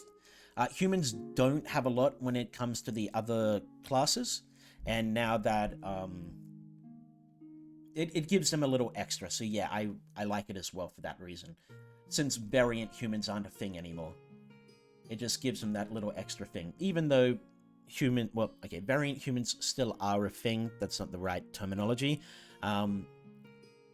With these rules, variant humans are... They're not as ideal as they used to be. But with these rules, humans would get 2 starting feats as opposed to 1 starting feat, which still puts them a bit ahead of other races in some ways. As for a shame I can't be charismatic as a non-charisma class without giving up something important. So what I would say to that, PCM, is, and this is something that actually took me a while to learn, don't let your stats have major impacts on how you play your character. Uh, you can try and be a charismatic person with a poor charisma. It just means you might fail at these checks, your charisma checks, uh, quite often. But it doesn't mean you can't be it. And I can't speak for all DMs, but me, if someone comes up with like, if someone told me they wanted to try and charm the merchant so they would sell their equipment at a lower price, if that's all they said, I would ask them to make a persuasion check, and depending on how that roll, they may get a slight decrease or increase in the cost of those items. But if they actually said something like, came up with a way, actually came up with a role play, like, a small paragraph of what they're saying, I wouldn't make them roll. I'd just go, yeah, that's good enough. That'll get you a discount.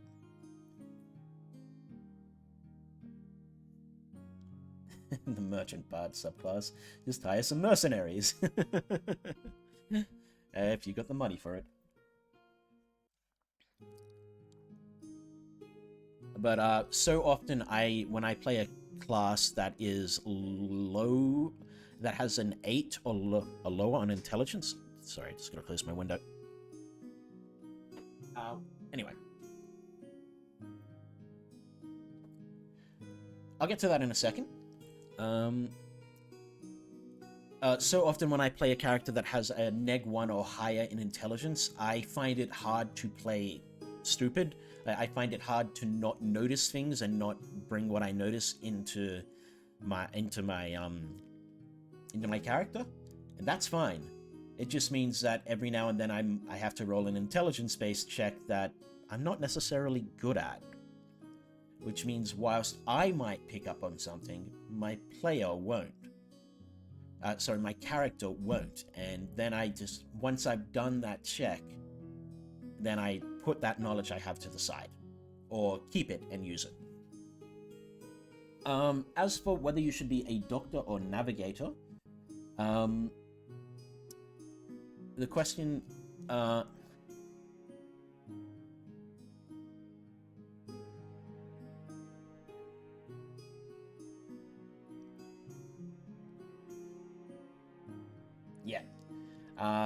yeah. As for whether you should be a doctor or navigator, Zest for Luck brings up a pretty good point.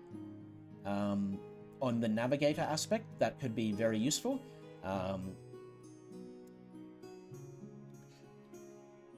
What I was going to ask is travel going to be a particularly important part of the campaign you'll be playing in? And that might be intercity, that might be travel inside of a city, or travel between cities, towns, and villages.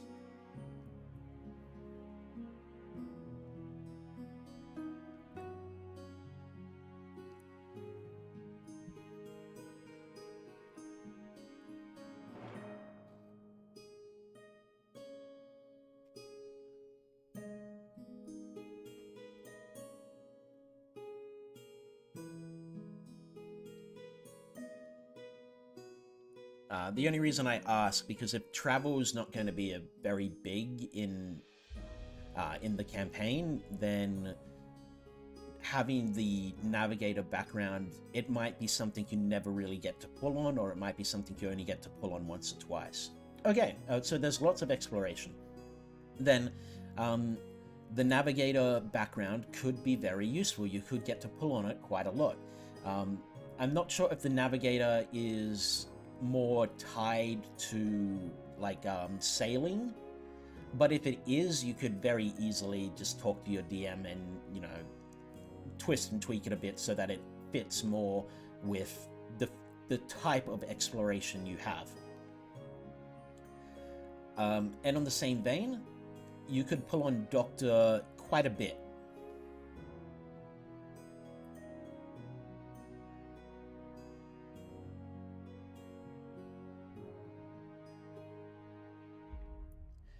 Okay, Star Nut. So it's sort of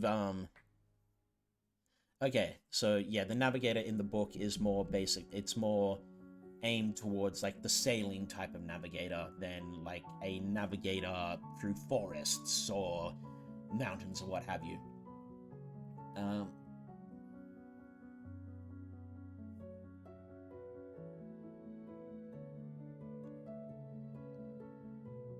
okay, all right. That sounds like a very fun concept to play. Yeah. If you're going Stars Druid, then yeah, Navigator. Navigator could very easily fit in that, and you could actually pull on it a fair bit more because of the aspects that come with Star Druid as well.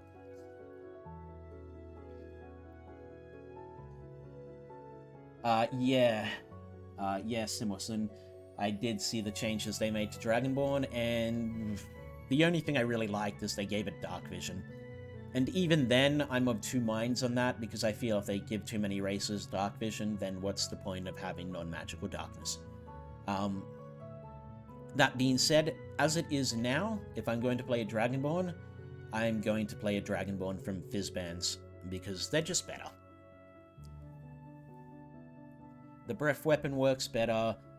They have more unique and cool abilities, so I'd just stick with the ones from Fizzbands.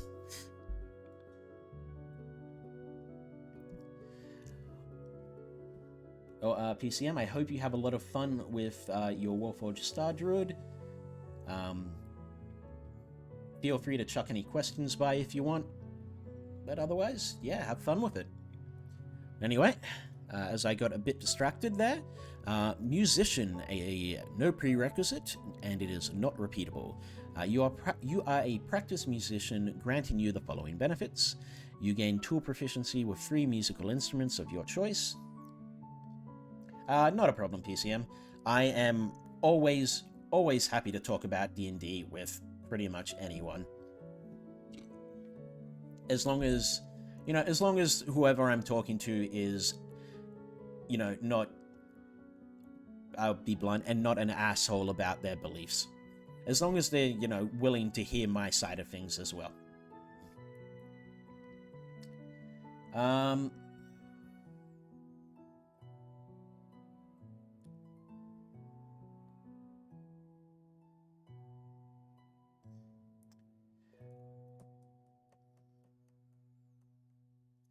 But if you had to compare the 2-player handbook Dragonborn, the 2014 one, and Thing one, Thing Us, I'm not sure what you're trying to say there, Sinosen.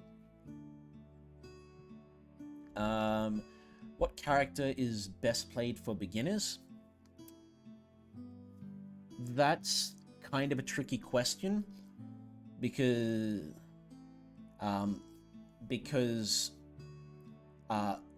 people find, like, certain people find certain classes easier to play than others.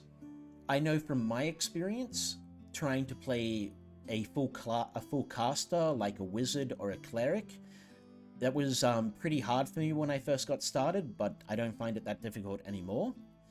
And then on the same vein, there is the very, very easy type of class like the fighter, which just it doesn't do a lot of complicated things in combat, but people also find it very boring.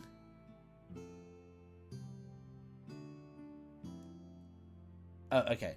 So yeah, okay. I get what you're saying now. I'll get to that in a second, Sinelson.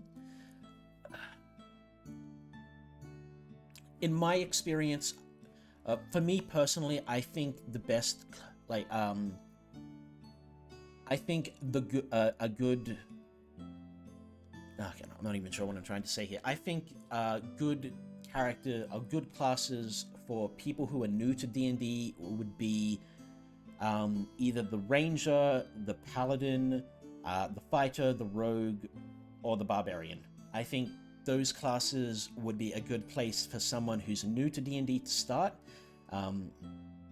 The fighter is, like I said, it's very, very basic when it comes to things outside of roleplay. So combat and stuff, there's not a lot of thinking, for lack of a better term, that you have to do, so it could get boring pretty fast, which could get you to that could get you to not. I mean, that could get you to think more creatively about how combat works, to try and do things that you may not have otherwise thought of doing. Barbarians, they similar to fighters, they don't have a lot of stuff that is outside of combat, so they're pretty simple to work with, but they do have the fun aspect when it comes to both combat and roleplay of raging, which I find a lot of people like to just like to have fun with. Just go, all right, I'm raging. I would like to rage. Let's get angry. Let's yell. Let's beat stuff up. Let's let the inner carnage out. So a lot of people have fun with that. Rogues are your standard sneaky, stealthy assassin type of class. They have the special ability Sneak Attack, which allows them to deal extra damage if an ally is closer to the is close to the enemy that they're attacking, which what's the word I'm looking for here? Which encourages team play, which is really good. I'm really for anything that encourages team play. Rangers and paladins are what I call half-casters, so they get access to magic, but not as much magic as a full caster like a bard, a cleric, or a wizard, which lets you choose whether you want to actually use that magic and dip your foot into it or ignore it. So that's why I would say those are my personal picks for good starting classes. Other people will, of course, have different opinions, and there is absolutely nothing wrong with that. Whenever I get someone new to playing D&D, I tend to ask them questions like, in role-playing games, like, what do you like to play? Do you like to play the rogue or the tank or the DPS? What sort of characters in fiction do you really enjoy or find yourself associating with?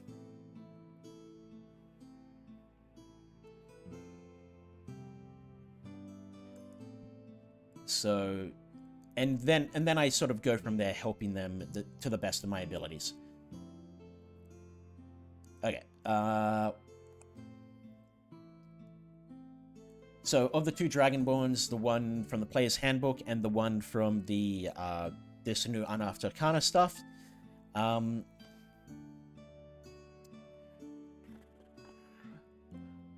I think I would probably end up choosing the one from the Player's Handbook. The reason I say that is because I like the increase of dice.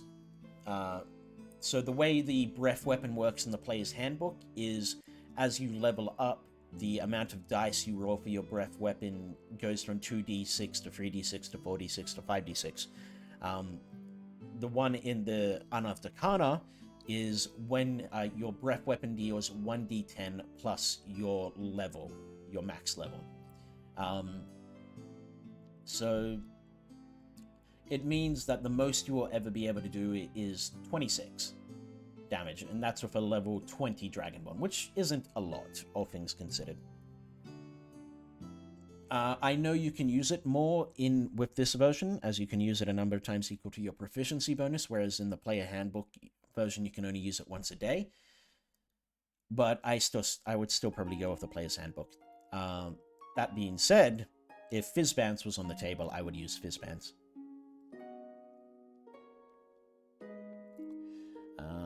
I'm a wayfinder system for an ancient battleship. Someone dumped me on this rock 30 years ago. You look like a bunch that travels a lot. Yeah, that's a decent enough backstory to get things going. Yeah, and you could very easily expand on that whilst you're playing. I myself am a fan of having small backstories that are fairly easy to flesh out whilst I'm playing. That's how I roll, but again, everyone's got their own styles.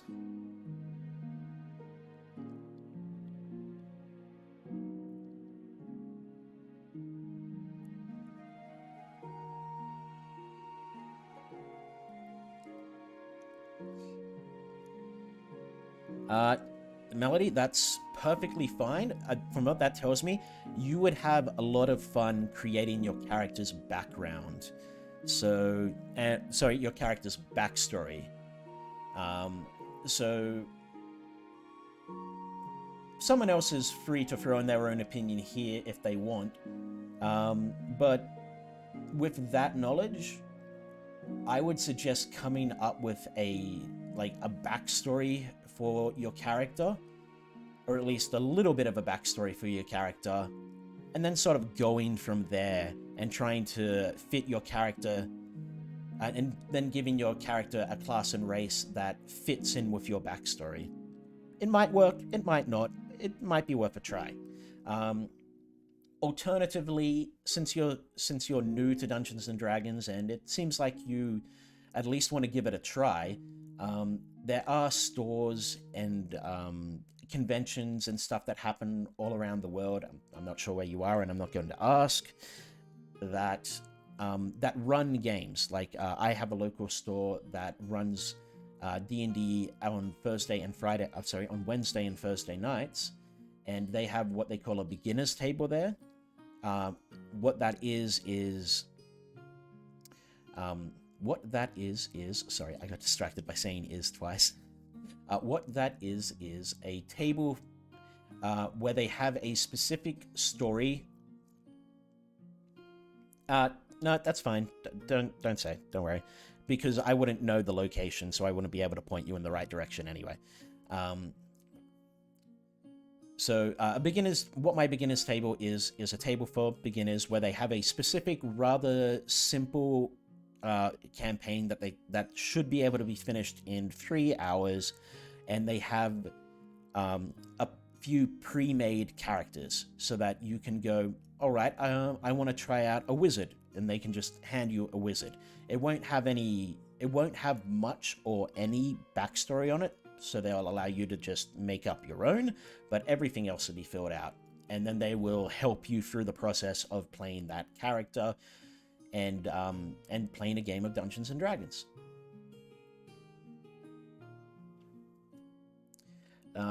So yeah, if you're in depending on, basically you could Google stores near me that play Dungeons and Dragons or something. I'm not sure, and it may come up with. It'll probably at least come up with stores that sell Dungeons and Dragons products, and then you could give them a call to see if they do anything like that.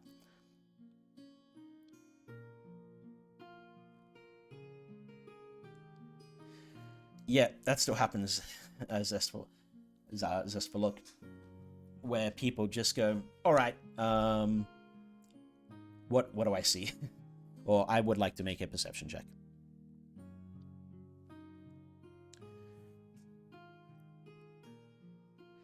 I hope that helped, Melody. Because there's only really so much advice I can give in this sort of situation we're in. But, I mean, all I can really say is if you're interested in playing is to just sort of, like, get out there, try and find a game, whether that's with people in person or online, through things like Discord or Roll20. If that's something you're interested in, there are tabletop role-playing game websites. The most commonly used one is Roll20, and there are forums on there that do advertise, looking for players.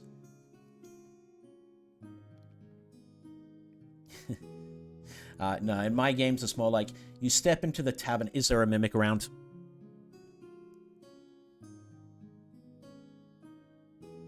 Well, if that is an option for you, I'm not sure. Then it might be worth looking into. If it is unfortunately not, right. There are many people online that are always looking around for new players. If you're a part of any particularly large Discord groups, you can ask. You'd be surprised how many people are interested in D&D, but just don't know.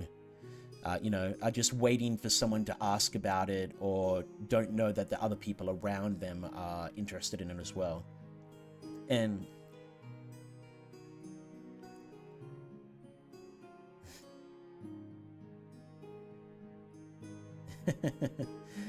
Sorry, I got a bit distracted by that first comment there. Yeah, online games are a way to go if you can't get to in-person ones. In my experience, D&D players are usually pretty chill. They're accepting of new people, and as long as you're open about the fact that you're new, a lot of them are willing to help you. Unfortunately, like any group, there you do get dickheads, and all I can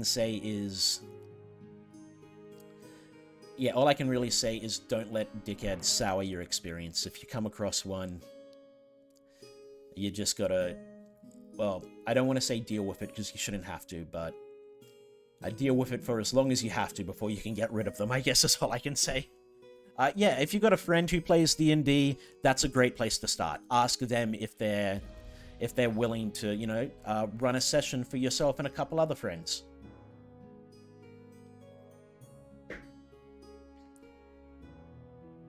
Yeah. Why are you fully armored and weaponed in a tavern? Asked the barkeep. Mimics, we said. He laughed. We laughed. The table laughed.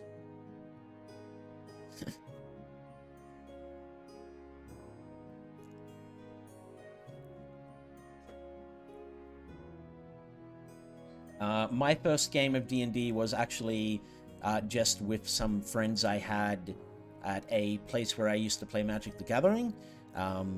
Me and a few of my other friends were talking about how we were interested in giving it a try once, and one of the other people that played with us said that he had been playing D&D for a long time and he'd be happy to run us a session to give us a feel for it. We played with him for 2 sessions before we realized that he was not the DM for us. Fortunately, that did give us the experience we needed to actually try ourselves. And then another one of my friends just went, well, no, these people are clearly playing not the type of game we want to, so let's run our own thing. And we did. And I've been playing D&D for probably close to a decade at this point. But I've been more routinely playing it for about 5 years. And I've probably been I have been a DM for about 3 or 4 years at this point.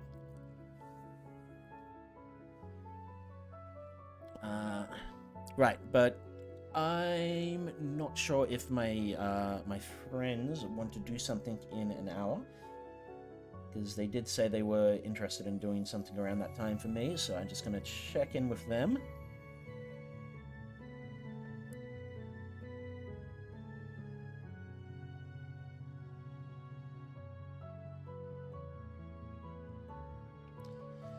And then I'm going to get back into this because we're getting close to the end, and I'd like to finish this today if possible. So, musician, instrument training. You have proficiency with 3 musical instruments of your choice. Inspiring song. As you finish a short rest or a long rest, you can play a song on a musical instrument with which you have proficiency and give inspiration to allies who hear the song. The number of allies you can affect in this way equals your proficiency bonus. So yeah, I really like this. This is once again them trying to push inspiration forward, trying to make it more involved in the game. Just create more ways for people to gain it so we don't forget about it. I personally myself like inspiration. I think it's a pretty good system that doesn't get as much use as it could.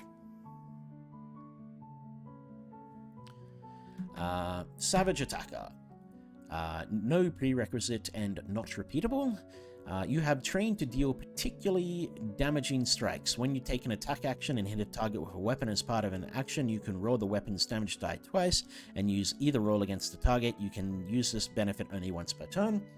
So that's basically you have advantage on damage rolls. It's not particularly good or particularly bad. It's sort of just middle of the road. I'm not sure if everyone was here before, but I was saying that in my opinion, a feat is something you're choosing to take over an ability score increase. So it has to be at least equal to an ability score increase. I don't feel that way about Savage Attack. Savage Attacker. I think it's a decent feat, especially if you just get it for being level 1, but I don't think it's something that's worth giving up an ability score increase for. Skilled. No prerequisite, and it is repeatable. You have exceptionally broad learning. Choose 3 skills in which you lack proficiency. You gain proficiency in those skills.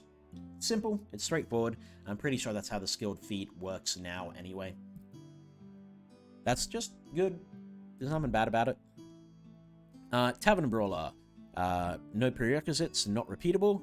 Accustomed to brawling, you gain the following benefits. Enhanced Unarmed Strike.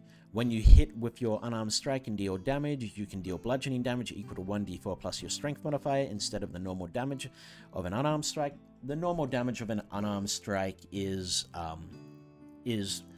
just 1 plus your Strength modifier. So this is basically turning it into the lowest level of a monk's Unarmed Strike, but with Strength instead of Dexterity.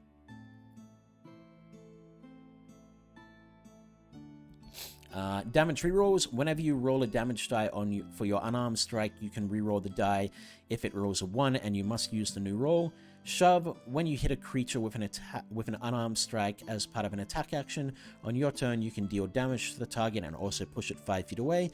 You can also use this benefit only once per turn. Furniture as a weapon. You can wield furniture as a weapon using the rules of the Great Club for small or medium furniture and the rules of a club for tiny furniture. The you what mate subclass? Not too wrong. The Tavern Brawler, I think this would be a surprisingly good feat on a monk, specifically for the damage reroll section part, because the monk allows you to attack with your unarmed strikes. So if you wanted to be that type of monk that doesn't use a weapon, I think this could be a really decent feat because it allows you to reroll your ones. The shove, you can always shove. This just lets you do it a bit. This just lets you get damage out of your shove as well, I believe, anyway. And the furniture as weapon that's nice flavor. Tough. Prerequisite, no. Repeatable, no. Your hit point maximum increases by an amount equal to twice your character's level when you gain this feat. Whenever you gain a level thereafter, your hit point maximum increases by an additional 2. That is the exact same as how tough currently works.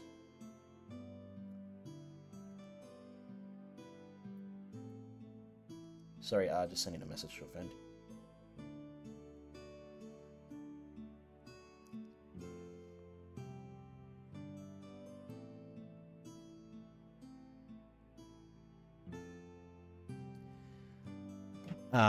So that works the exact same way as tough currently works, and I think tough is a fine feat the way it is. It's not broken, it's not bad, it's just good.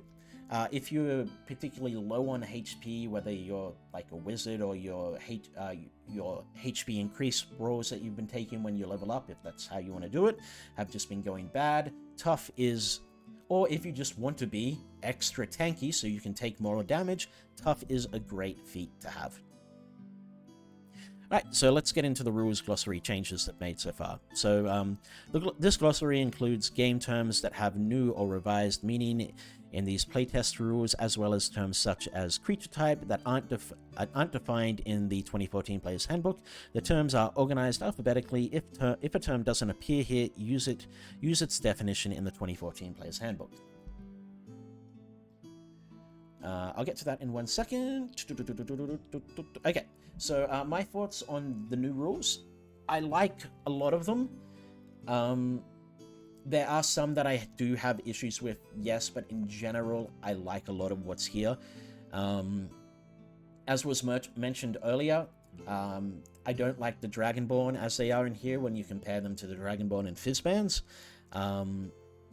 I don't like the languages that have been given on each of the backgrounds. A lot of them I feel are just plucked and put in there to just so that there is a language there. Beyond that, I like all the sample backgrounds. I like the fact that they've moved stat increases from races to backgrounds, because it sort of makes sense that the way you've lived your life up until the point you were adventuring has affected what stats you're better in than just your natural race. That's sort of just makes more sense to me. I don't like the critical hit changes they've made, but I always ignored the critical hit rules as they are in the book and use my own homebrew version of them anyway. I like the fact that they're trying to push inspiration more forward. So the way they've changed crits is so that only weapon attacks and unarmed strikes are capable of critical hitting, and the only dice you roll multiple of is the... Okay, I read it before, but since it's just down here, I'll just read it again. So, weapons and unarmed strikes have special features for player characters. Critical hits. If a player character rolls a 20 on an attack roll with a weapon or an unarmed strike, the attack is also a critical hit, which means it deals extra damage to the target. You roll the damage die of the weapon or unarmed strike a second time and add the second roll as extra damage to the target. For example, a mace deals bludgeoning damage equal to 1d6 plus your strength modifier. If you score a critical hit with a mace, it instead deals 2d6 plus your strength modifier. So that doesn't include like the extra dice you'd get from Divine Smite or Sneak Attack if you're a paladin or a rogue. The way it also words it, if I'm reading this right, something that was actually pointed out to me yesterday by one of my friends who, when they heard about this, jumped into the player's handbook to read it out. The way that critical hits work here with the damage, so I'll just highlight this bit. That is actually how it is worded in the player's handbook, the 2014 player's handbook as well. So as standard rules are, rogues or sneak attack or divine smite dice would not get doubled. But like I said, a lot of people ignore that rule anyway. Or I ignore that rule. But another thing I've just noticed here is weapons and unarmed strikes have a special feature for player characters, critical hits. So if I take this as words as written, that means NPCs and monsters can't get critical hits. It also means that spell attacks can't get critical hits, if I take it as rules as written, which I will not.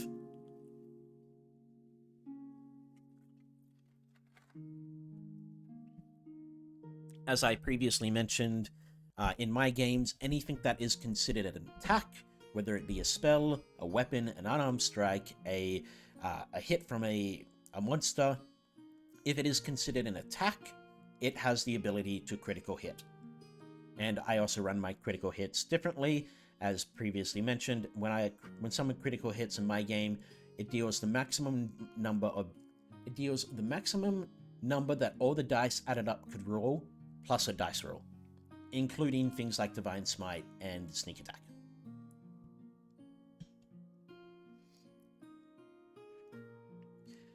But that works for the enemies as well. So crits in my games can be pretty chunky. The other thing that I don't like when it comes to... Yes, rules as I want them to be can be anything I want. The other thing I don't particularly like is rolling a 1 and rolling a 20.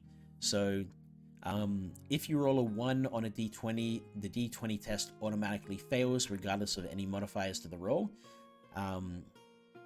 And the other one rolling a 20, if you roll a 20 on a d20, the d20 test automatically succeeds regardless of any modifiers to the roll. A player character also gains inspiration when rolling the 20 thanks to the remarkable success. Rolling a 20 doesn't bypass limitations on the test such as range and line of sight. The 20 bypasses only bonuses and penalties to the roll. So the reason I don't like this is, in my games, the only thing that a nat 20 makes you automatically succeed or a natural 1 makes you automatically fail is attack rolls. But I can understand the argument for both. So it's just a personal DM thing. No worries, Melody. Thanks for stopping by. I hope we gave you some decent information and we didn't scare you off from playing D&D.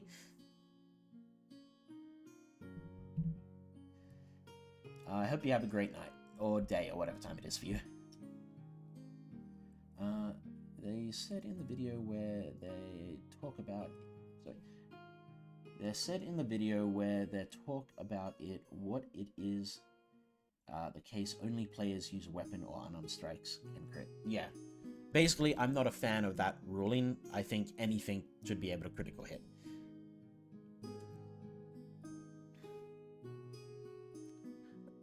Anyway, so arcane spells. An arcane spell draws on ambient magic of the multiverse. Bards, sorcerers, warlocks, and wizards harness this magic, as do artificers. For a partial list of arcane spells, see the spell list section later in the document.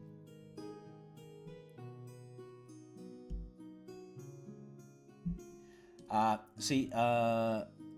because that is why I can see both sides of the argument. I did personally, when me and my friend were talking about this rule change, that is something I did bring up. Yeah. And that is also something I try to avoid doing. I try to avoid making my players roll things that they either can't succeed or can't fail on. I personally just don't like the idea that a 20, a 1 or a 20 is always a success or a fail, I guess. It's just not something that I'm a fan of, I guess. But every DM has their own little kinks, I guess, for lack of a better term. Their own little things that just make sense to them but don't make sense to other people. Artisan tools are a category of tools which the character can gain tool proficiency. For a list of artisan tools, see the 2014 Player's Handbook, but ignore the prices. Those tools now cost 15 gold pieces apiece. This change, I have nothing for or against it. They're just sort of standardizing the price for artisan tools. I would have to look at the prices of all those artisan tools and go and sort of just determine for myself whether it makes sense that they cost 15 gold pieces or whatever they cost in the Player's Handbook. So, but I don't really have an issue with that. Creature types. Every creature in the D&D, including every player character, has a special tag in the rules that identifies the type of creature they are. Most player characters are of the humanoid type. Here's a list of the game creature types in alphabetical order. Yep.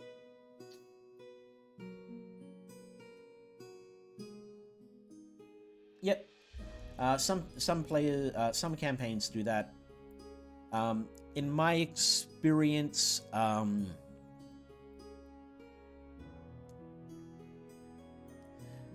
yeah, I've played in it and run it with both, where 1 is always a fail, 20 is always a success. I like it more when 20 isn't always a success, I guess. Let me rephrase that. 20 isn't always a success for everyone at the table. 20 might be a success for the rogue that's trying to lockpick his way into through the door, but it might not be a success for the barbarian who has never used the lockpicking tools in their life. That's the sort of the main reason I don't like that 20 always success and 1 always fails. Personally, I think 1 should always fail because, like I said before, well, not myself, but Bobicus said before that if you can't succeed with a 1, if you can't fail with a 1, why are you even rolling? But in the same vein, I don't think a nat 20 should always be a success because it's sort of like the gods are shining down upon you, and and your skills and ability to do whatever you're trying to do doesn't matter. At least that's the way that it comes down to it in my head.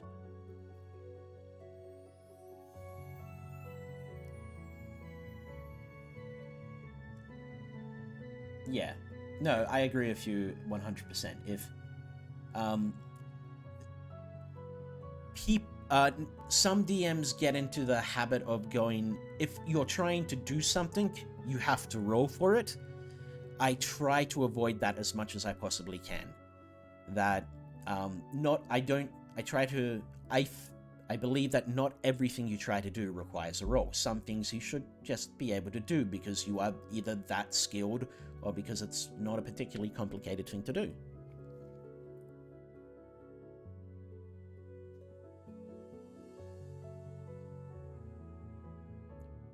But that's the thing. Like, what the player who's making the roll might not be able to do it, but someone else at the table might still be able to do it with a 20.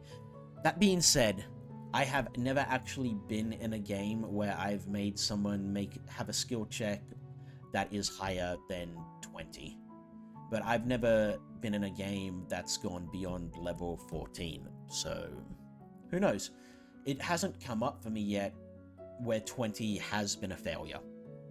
And I think the only time it would ever come up where 20 would be a failure for me is if the player who was rolling it had a negative in whatever stat it was they were trying to do.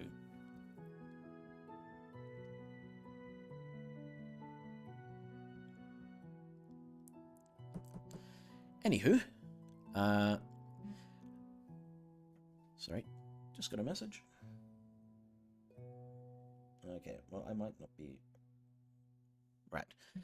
So these types don't have rules themselves, but some rules in the game affect creatures of certain types in different ways. For example, the description of Cure Wounds specifies that the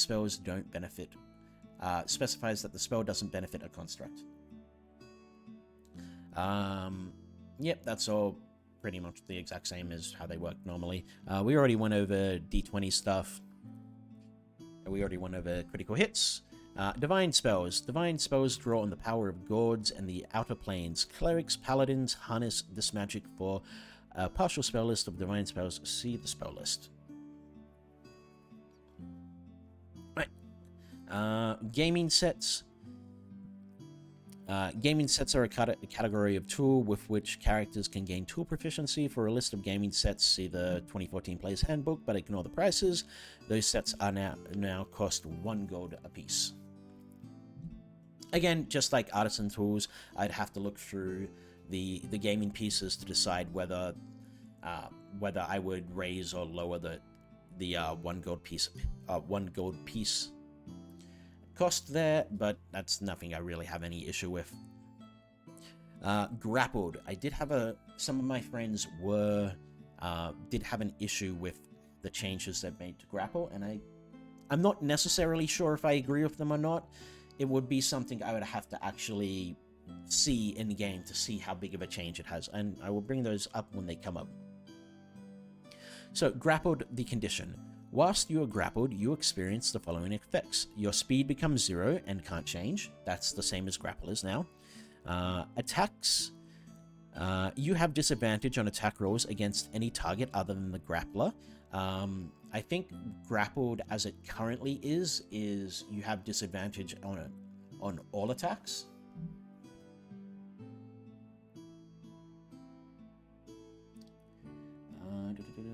That players have no chance.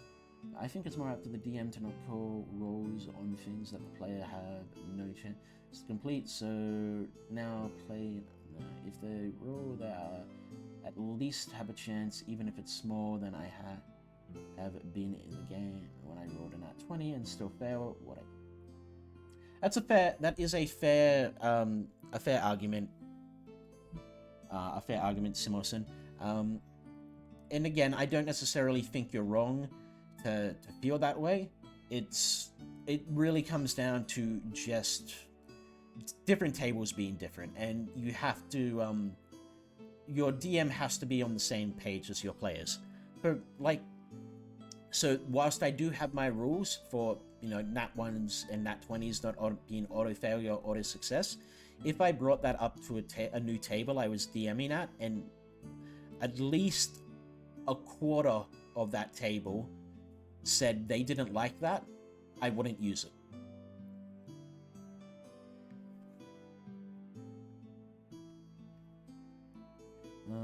I like the change for the most part, but I just like to change from a contest to an AC-based attack. No grapple, just does movement currently. Okay, all right. I always mix up grapple with incapacitated. Sorry, no, grapple with restrained. I always mix up grapple with restrained.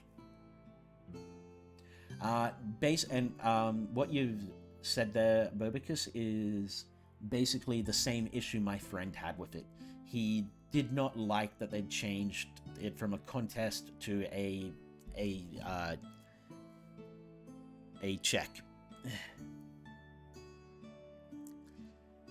Movable. The grappler can drag or carry you, but the grappler suffers the slowed condition while moving unless you are tiny or 2 or more sizes smaller than the grappler. Escape. While grappled, you can make a dexterity or strength saving throw against the grapple's escape DC at the end of each of your turns, ending the condition on yourself on a success. The condition also ends if the grappler is incapacitated or if something moves you outside the grappler's range without using your speed. So yeah, basically my friend's issue with it is changing it from a skill contest of acrobatics or athletics versus either or to a DC. And I'm not necessarily sure that'll make a big change in things. Like I said, this is one I'm not really going to be able to come down on either side of until I actually get a feel for it in play.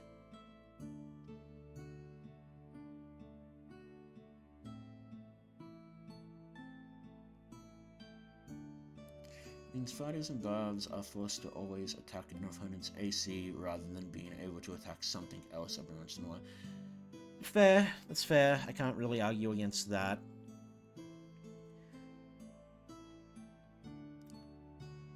And certain very small creatures also can have a high AC,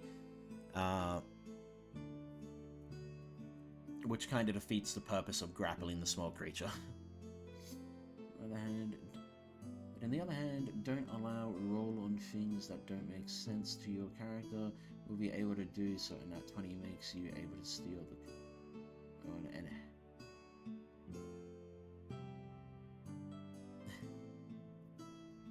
See, that's one of the issues I have with, people who think if you roll a nat 20, you automatically succeed. Or not people who think... That's the wrong wording. That's the wrong wording. I realized as soon as I said it.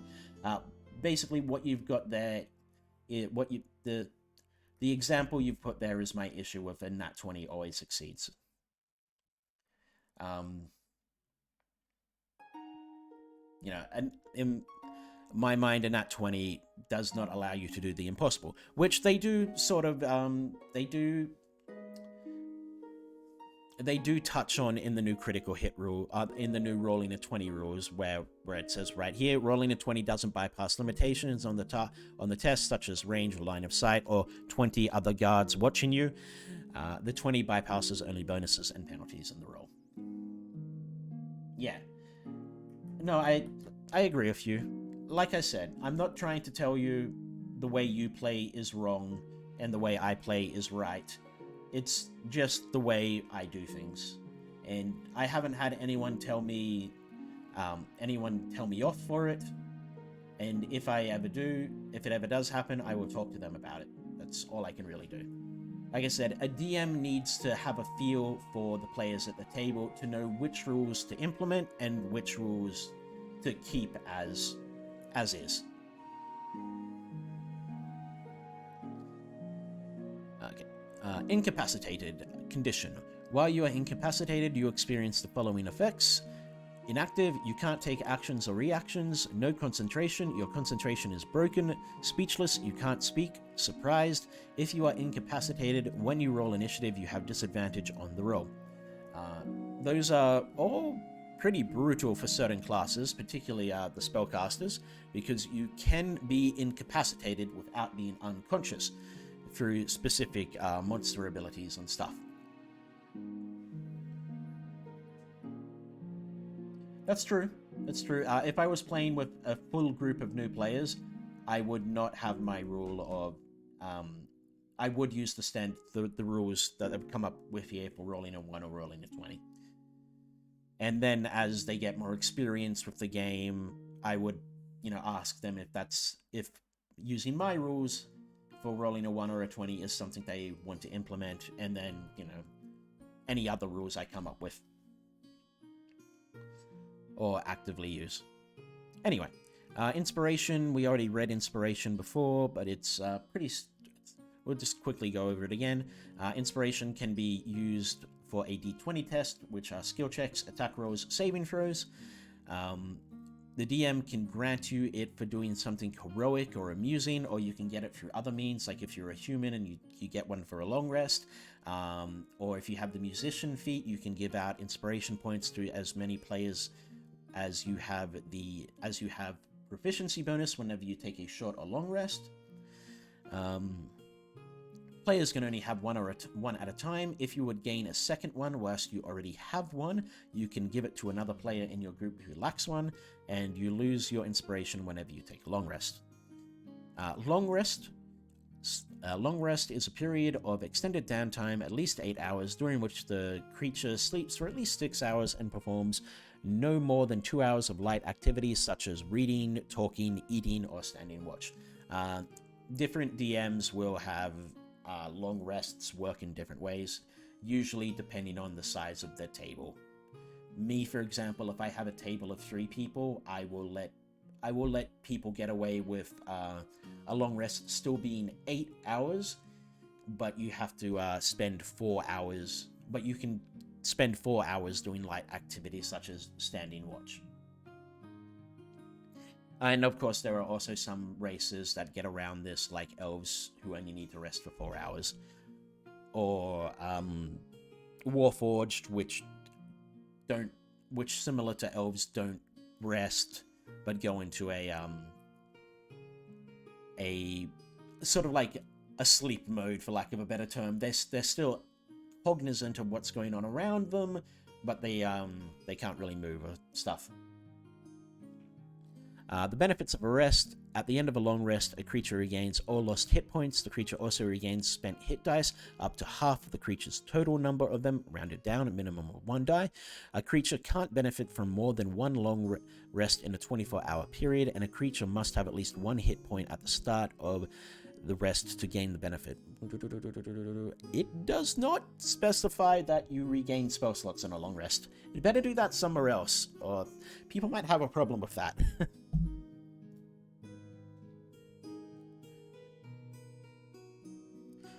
Interrupting the rest. If a long rest is interrupted by combat or by 1 hour of walking, casting spells, or similar activity, the rest confers no benefits and must be restarted. However, if the rest was at least 1 hour long before the interruption, the creature gains the benefit of a short rest.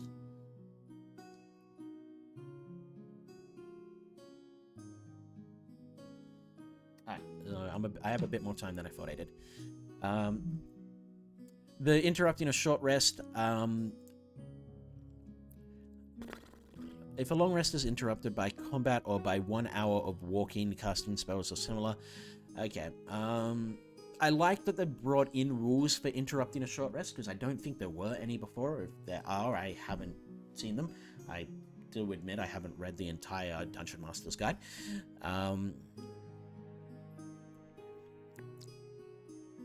I don't think I have anything really to say about them that I would call bad.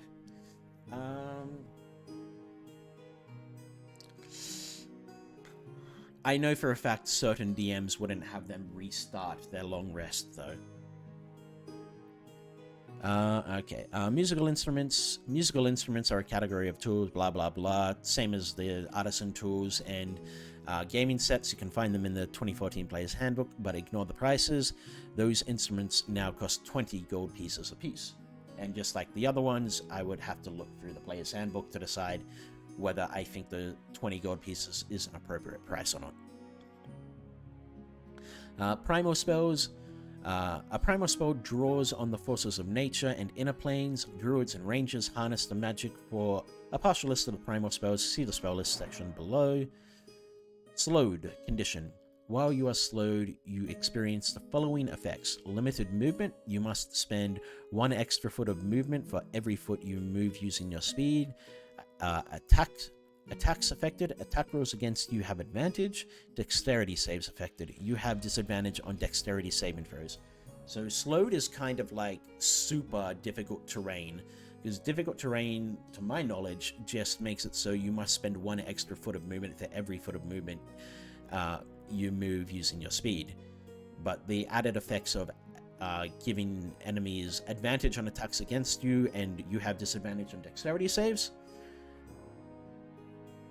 that's pretty harsh. But it also sort of makes sense if some sort of effect is making you move slower. Whether they will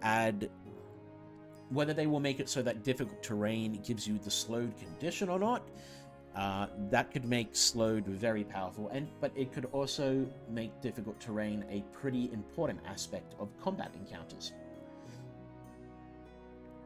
Tool proficiencies work the exact same as musical instruments and the other ones. Well, no, actually, I will read this properly because it doesn't look like it. If you have proficiency with a tool, you can add your proficiency bonus to any ability check you make that uses that tool. If you have proficiency in the skill that also uses that check, you have advantage on the check too. This function means you can benefit from both skill proficiency and tool proficiency on the same ability check. Okay, no, I was wrong. That works very different to the other ones. That is pretty cool. So, for example, a tool proficiency... Thieves' tools. So if you are proficient in Thieves' tools, I'll just make sure I'm reading this right. If you have proficiency with a tool, you can add your proficiency bonus to any ability check you make that uses that tool. If you have proficiency in the skill that's also used with that check, you have advantage on that check too. Okay, so if you had proficiency with Thieves' tools, for example, and also had proficiency with Sleight of Hand, I would at least say, when you make using these rules anyway, I as a DM would say that when you ever use your Thieves' tools to get through a door, open a chest, whatever, that you would have advantage on that check. Other DMs might not, but I would. This function means you can benefit from both skill proficiency and tool proficiency on the same ability check, without giving you expertise in that check, because expertise can get pretty broken. I know from experience. Tremor sense. A creature with tremor sense can pinpoint the location of creatures and moving objects within a specific range, provided that the creature with tremor sense and anything it's detecting are both in contact with the same surface, such as the ground, a wall, or a ceiling, or a ceiling, or the same liquid.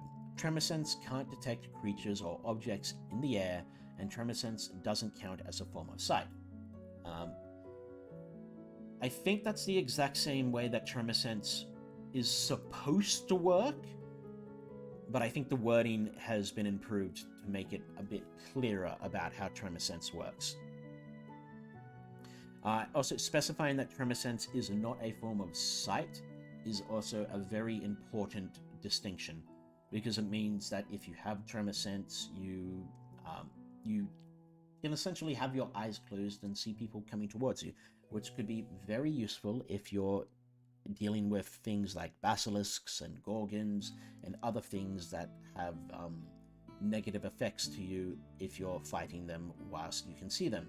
Like, if you're frightened of something, then if you're frightened of a creature, that requires you to be able to see them. If you have tremor sense, you could, technically speaking, just close your eyes. You wouldn't be able to see them, so you wouldn't be frightened of them, but you'd still know where they are. It is a bit like Toph from The Last Airbender. That situation I just gave out with frightened, as a DM, I might not allow it, but I also might. It would really depend on the situation. It would depend on the situation and when it would happen, and then I would just go, all right, my decision's been made, and I'd keep it from there.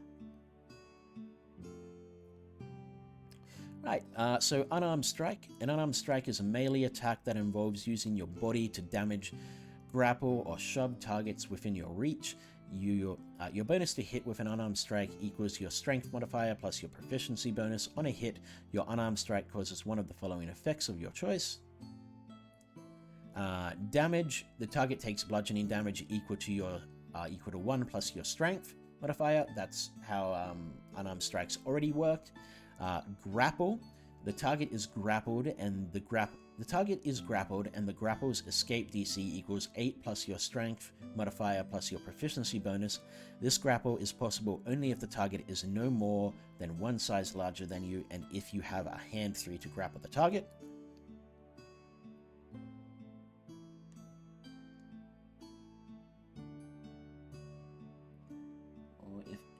Basement has a stone floor or something. I don't see it being too difficult to work with. No, Tremor Sense isn't particularly difficult to work with. I think it's great. I think it's a great form of sense that doesn't get used a lot. Not a lot of creatures have it. I'm not sure if any of the player races have it, but there are quite a few of them, and I haven't looked at them all, so there might be one or two that has it.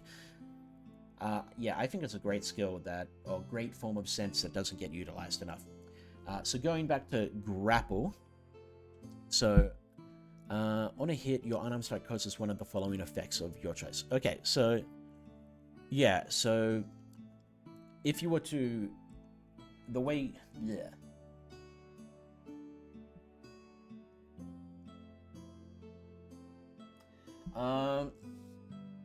I'll get to that in a second. Princess Brahma. Fantastic name, by the way. Absolutely love it. So the way grapple works now is you attack someone with an unarmed strike, and if you hit, instead of choosing to damage them, you choose to grapple them. And then they have the check to get out of it. So the way grappling works as it currently is in the official stuff, if my memory is right, is when you make an unarmed attack against someone, you can choose for it to be a grapple, at which point, instead of rolling to attack, you do a contested athletics or acrobatics check. And if you beat theirs, you succeed in grappling it. At least I believe that's how it goes. And then to break out of it, it is again a contested athletics or acrobatics.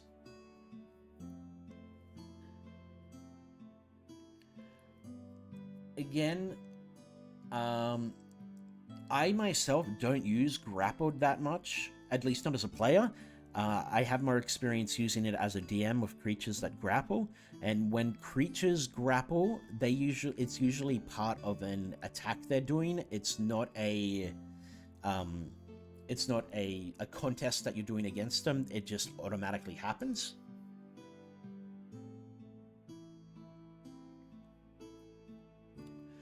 So with this change again, like I said, I couldn't be too sure which side of it I'll come down on until I actually see it in use. But I will be honest, I'm not a big fan of it being a DC check instead of a contested check, because I don't think contested checks get used enough. In answer to your question of is this a 5.5 or a 6.0, that's a tough one, because they've only really put out one little bit of the Unearthed Arcana, or one little bit of what they're trying to test out and get people's feedback on. So I can't really say if it's going to be a complete new edition, but the idea they said they were going for with this new stuff is probably more akin to a 5.5. The idea that they're going for is they want all the changes they're making to be backwards compatible with 5th edition. So they don't want all the stuff from 5th edition to become useless, but they do want to smooth everything out and make it so whatever new stuff they come up with still works with 5th edition.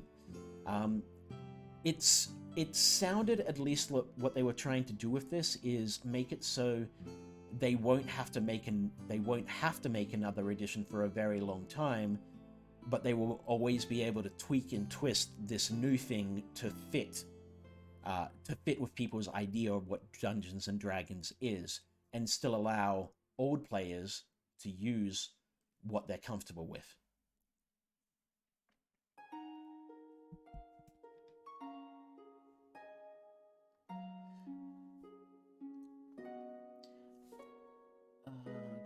Okay, so thank you. It's definitely more of a 5.5. It's 5.5 until it becomes 6.0 early testing stuff. None. One D&D, and will go away from editions. That's what they said, at least. But calling it. But yeah, even if they call it something else, it's still technically a new edition. It's just a new naming system.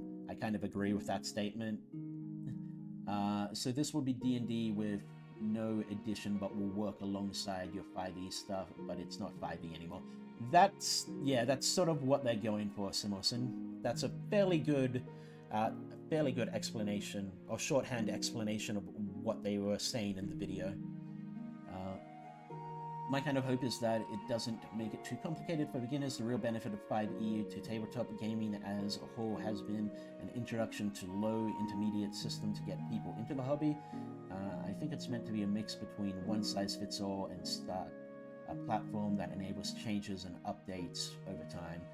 I think a decent is exactly the same probability-wise as a contest rule. It's the hitting the AC to initiate a grapple that I take issue with, but I pretty much said that already. Okay. I'll step on that in a second. But yeah, basically what the Simosons, so this will be D&D with no edition, but will work alongside 5e stuff, but it's not 5e, and I think it's meant to be a mix between one size fits all and start a platform that enables change and updates over time. Those are like the best two shorthand ways I could explain what I think they're trying to do with One D&D, which not the best name, but apparently marketing thinks it works.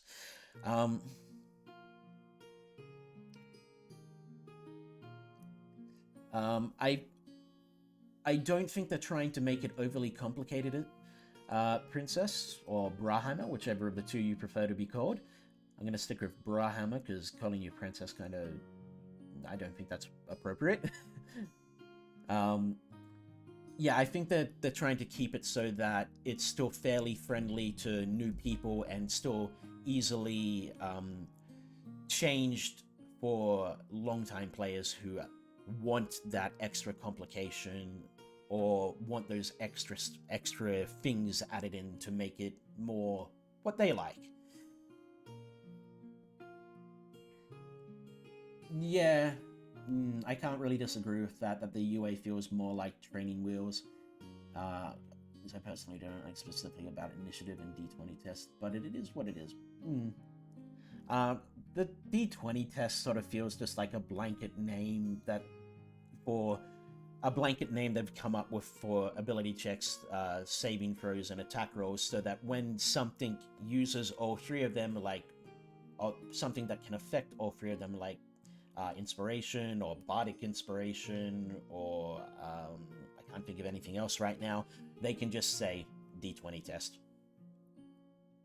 instead of listing attack roll, skill check, or saving throw.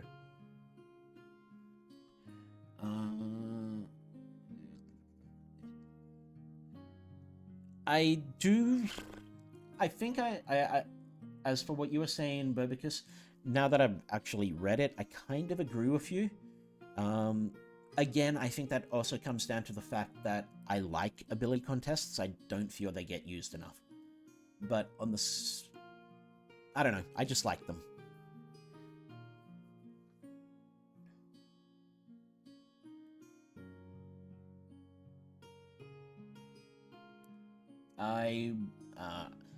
I wouldn't be able to comment on that, Brahama. I don't know much about Pathfinder, either of the first or second edition.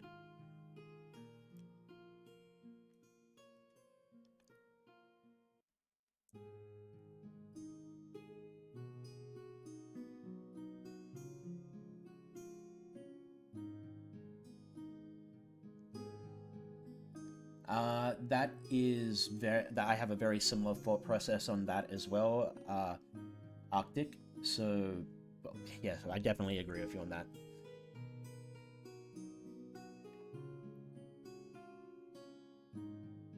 Right, fair enough. Okay, then yeah, I can definitely see how that's similar to it. I think D&D is trying to phase out contested checks as well, because they just very rarely come up. I think the only one I can actually think of is the grapple, and that might be why they decided to get rid of it and move it to this way, because to my knowledge, grapple checks are like the only one.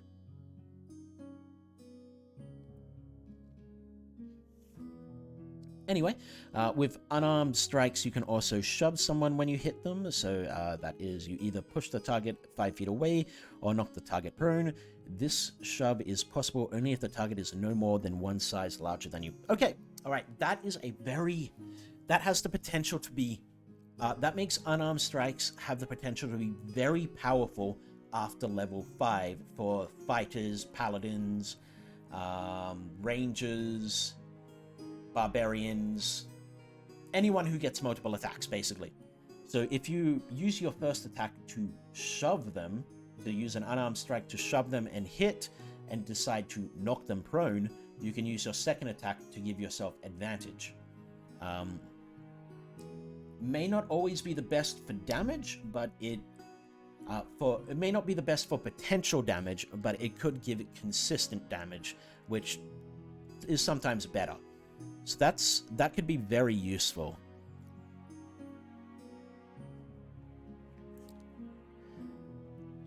Right. Then we have the...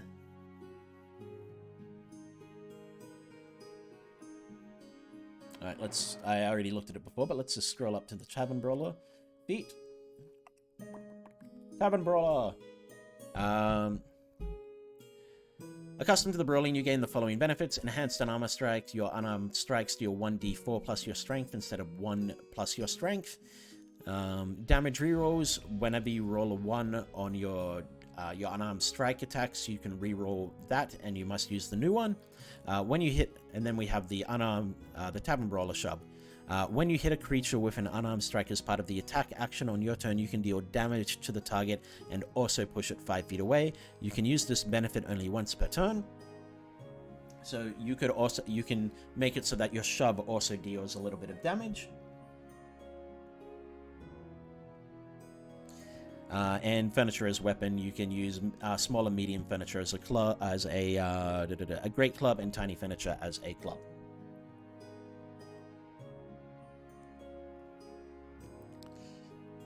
Oh, too far. It's definitely new player friendly, however new players are only new players for a limited amount of time. My concern is with shove is it doesn't discuss attacks or opportunity. Yeah, that is a fair point. For the shove part, for the new player friendly part, I sort of touched on this earlier. It basically comes down to your table and playing the way that your table likes to play.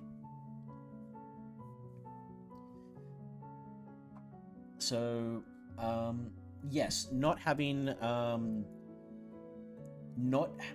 that is actually a very important thing you bring up, not whether it specifies you can shove on attacks of opportunity or not. My ruling for attacks of opportunity is that they can only be basic attacks, but the wording of this is that when you hit with an unarmed strike, which would be a basic attack, you get to decide whether you damage, you grapple, or shove. And if you want to, well, if you grapple them and you succeed from that, their movement speed becomes 0, and if you shove them, knocking them prone, they have to waste half their movement to stand back up. So, yeah, Arctic, that's a very important thing that I did not notice. Thank you for bringing it up.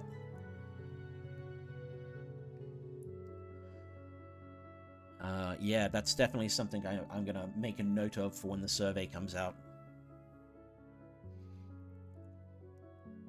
Okay, and now we come to the spell list, so we're getting pretty close to the end of this. There are now 3 main spell lists in the game: Arcane, Divine, Primal. In future Unearthed Arcana articles, we'll show how classes use these lists and how a class or subclass might gain spells from another list. The list here go through first level to support some of the races and feats in this document. The list currently includes spells only from the 2014 Player Handbook.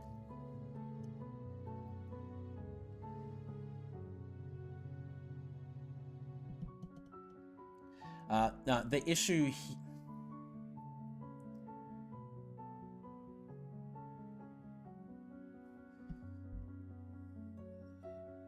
the issue bringing up here, Similson, is that when you make an opportunity attack, it's you're making an attack with whatever weapon you're choosing, and if that weapon is your unarmed attack and you hit, you could, as rules as written, at least the way I'm understanding it, is you could choose to deal damage, you could choose to grapple them, or shove them. And grappling and shoving them to knock them prone could be it could be very, very powerful, is all I'm saying. Whilst they're trying to run away from you, or whilst you're trying to run away from someone else.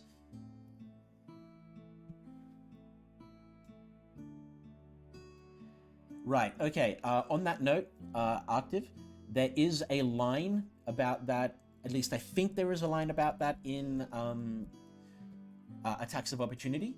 You can only use an attack of opportunity on someone if they willingly move out of your attack range, not if they are forced out of your attack range by someone else, or something else.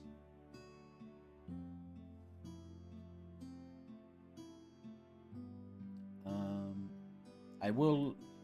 Let's actually just double check that one, because that's how it's ruled at my table. I can't.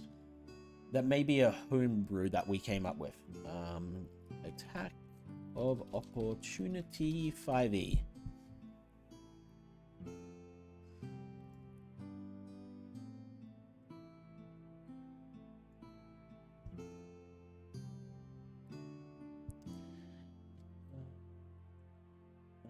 Control F. Opportunity. Okay, so the opportunity attack is the most common type of reaction. When you take a reaction, you can't take... No. If you leave a hostile creature's reach during your move, you provoke an opportunity attack. No. Disengaging. Doesn't provoke an opportunity attack. Opportunity attacks. Here we go. You can avoid provoking you can avoid provoking an opportunity attack by taking the disengage action. You also don't provoke an opportunity attack when you teleport or when someone or something moves you without using your movement, action, or reaction. For example, you don't provoke an opportunity attack if an explosion hurls you out of a foe's reach, or if gravity causes you to fall past an enemy.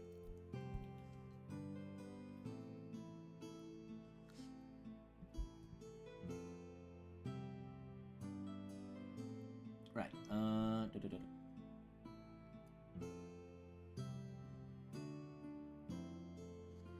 The spell list thing definitely feels like bringing in some Pathfinder 2 ideas when Pathfinder 2 ditched spell schools as the defining magic differentiator. They went with spell lists of Arcane, Divine, Primal, and Occult. Okay, yeah, so they definitely seem to be taking some hints from other games, specifically Pathfinder in this case. And I have no issue with taking inspiration from other systems. If it works, it works. And one of the big things that they've put forward here is if you don't like the system as it's changing, you can still use the one that already exists. Yeah, so any force, yes, exactly. So if something forces you to move out of someone's range, then they don't get an attack of opportunity on you. Back to the spell stuff, I personally like the change from Arcane, from class spell list to Arcane spell list, Divine spell list, and Primal spell list. Giving more options to the various different magical casters, I'm all for. However, it might come with some issues. One that I spoke of earlier, much earlier, was bards being arcane spellcasters. Bards get access to Healing Word and Cure Wounds, I believe, or at least one of the two of them. If that's not on the arcane spell list, then they don't get access to it. But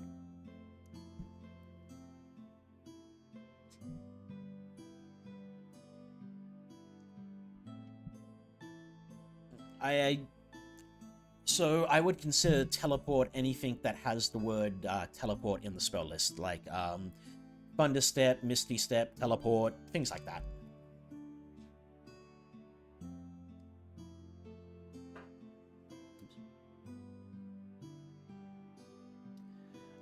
Yeah, well, like I said, I haven't played it. I mean, I haven't even looked at the player's handbook that came out way back when.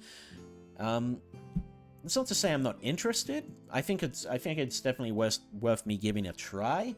But everyone who I play with currently plays 5th edition, and I don't think anyone's willing to put out the money for Pathfinder 2 rulebook when we're still all having fun with what we currently have.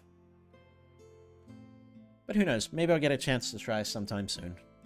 Anyway, arcane spell cantrips, acid splash, blade ward, chill touch, dancing lights, fireball, friends, light, mage hand, bending, message, minor illusion, poison spray, prestidigitation, ray of frost, shocking grouse, true strike, and vicious mockery. That's basically what what wizards and bards get. Okay. Alarm, Armor of Agathis, Arms of Hadar, Burning Hands, Charm Person, Chromatic Orb, Color Spray, Comprehend Languages, Detect Magic, Disguise, Self, Dissonant Whispers, Expeditious Retreat, Force Life, Featherfall, Find Familiar, Fog Cloud, Grease, Hellish Rebuke, Hex, Identify, Illusory Skip, Jump, Long Strider, Mage Armor, Magic Missile, Protection from Evil and Good, Ray of Sickness, Shield, Silent Image, Sleep, Tasha City is Laughter, and Floating Disc, Thunder Wave, Unseen Servant, and Witchbolt. Right now, I don't know. I might put it out to my players and just do like a, using these rules, run through Lost Mines of Phandelver. I think that might be a good idea. Interesting. I'll have to look into that.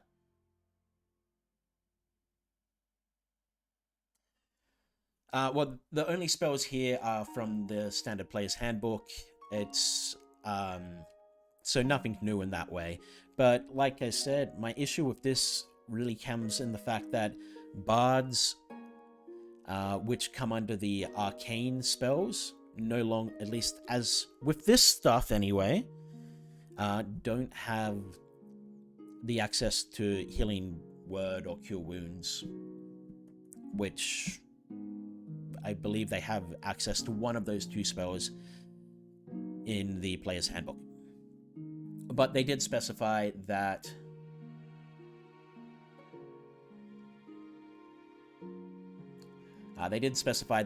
there would be like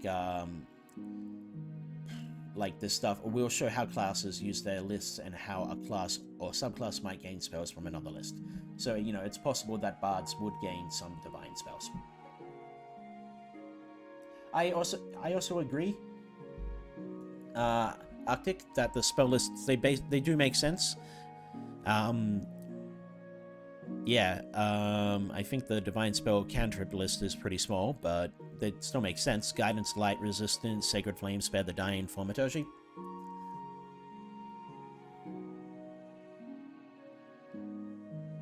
Yeah, I also agree with that, Octave. Like, I like the idea of having the spell lists not split up by classes, but split up by the type of caster you are. It just and it also gives it will also give half casters like rangers and paladins access to a larger spell list, because they'd have access to everything that the druid and cleric would also have access to. Yes, you are exactly right, Simmo. This is still only level 1 stuff, so I'm not trying to be too hard on it. So the level 1 divine spells they get are Bane, Bless, Command, Compel Duel, Cure Wounds, Detect Evil and Good, Detect Magic, Detect Poison, Divine Favor, Guiding Bolt, Healing Word, Heroism, Inflict Wounds, Protection from Evil and Good, Purify Food and Drink, Sanctuary, Syrian Smite, Shield of Faith, Thunderous Smite, and Wrathful Smite, Spare the Dying, and Fallen Whip. I believe, at least I'm quite sure, that Bards also got access to Heroism. I could be wrong about that, though. But, one sec.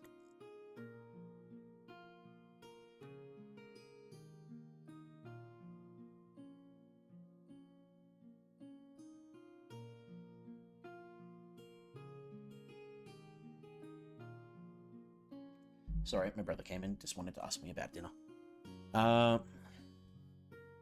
So yeah, my basic concern with the new changes I've made to the spell lists is that, some classes, at least as they show us now, may not have access to the same spells that they currently have access to, with no good reason to not have access to them. But like they said, certain classes and subclasses will also still get access to certain spells from other spell lists, and they'll show us how in the future. So, I could be barking at nothing, essentially.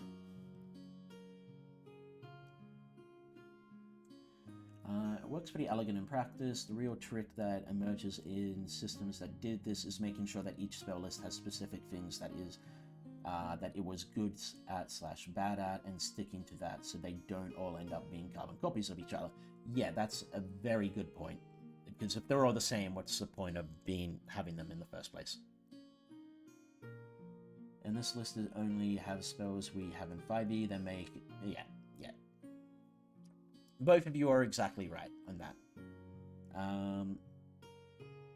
I think they limited the spell list because they're likely making class changes that will be based... Yeah, you're all exactly right.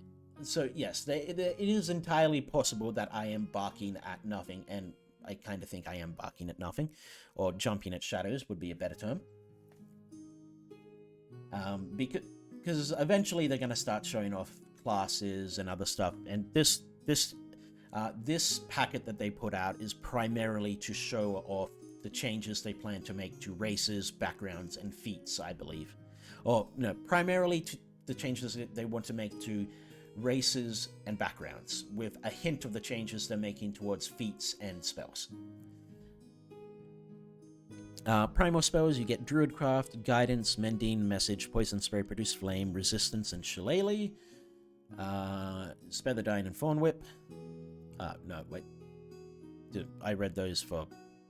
I was a bit of a dingus before. In the first level spells, they get Animal Friendship, Create or Destroy Water, Cure Wounds, Detect Magic, Detect Poison and Disease, Ensnaring Strike, Entangle, Fairy Fire, Fog Cloud, Good Berries, Hail of Thorns, Healing Word, Hunter's Mark, Jump, Long Strider, Purify Food and Drink, Speak with Animals, and Thunderwave. I don't think there's anything on those lists that I go, that should definitely be in that, or anything on these lists where I go, they definitely shouldn't be there. No, all of it really makes sense to me. However, I do think there should be some classes and subclasses that should get access to other things, and they'll tell us how that will work later.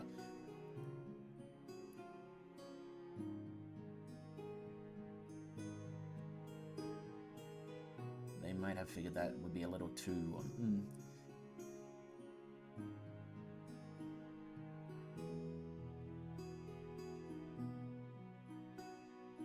Yeah, Brahma, you might be right that they could have given some more specific, but if they did give if they did come up with a cult spell list or a third spell list that was specifically for bards and warlocks, well, that would make it so that Arcane would have 3 and all the other ones would have 2. 3 classes that were attached to them, and the rest would have 2 that were attached to them, which would be nice. But Active, I think you're right on the nose as well, that for 5th edition at least, Wizards likes to do everything in groups of 3, just I think it's their way of giving enough complexity without overwhelming.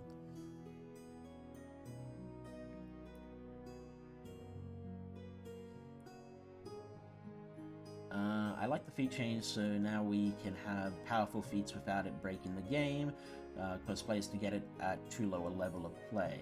I think the first level feat thing is difficult for veteran players because we're thinking of the current feats, not that they have specific lists of feats that limit what. Okay. I personally I'm personally of a similar mindset as Simerson. Or Simmerson, sorry. I like the fact that we have level feats now. I think it's going to open up a lot more opportunities for future feat creation. Because, like I said earlier, for a feat to be worth taking, it needs to be at least as good as an ability score increase.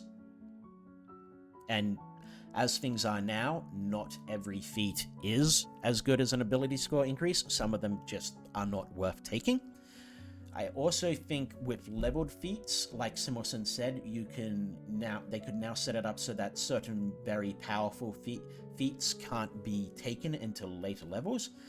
The example that I've given to a few friends and a few times here is that Sniper and Great Weapon Master, I love those feats, I really do, but they can make some early game combat trivial.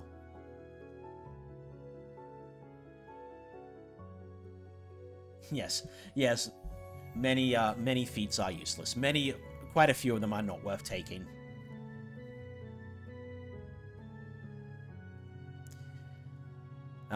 Right now, they've only shown off first level feats, and every new character gets a first level feat from their backgrounds.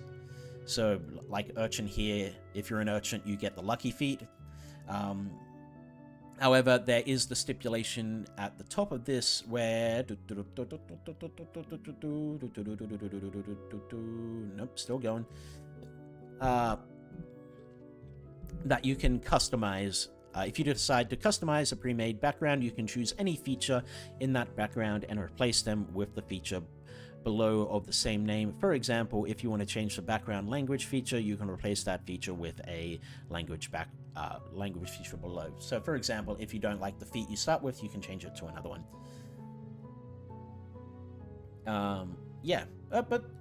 So yeah, that's basically all the changes they've made so far. I like a lot of them.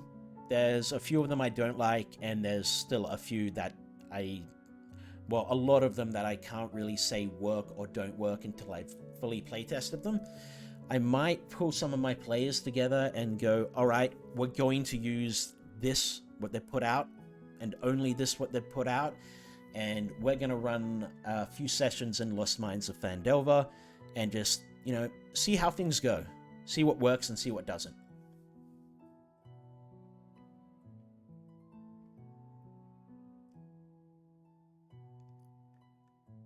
Yes, I get that impression as well, that they really want you to make your own backgrounds and go from there.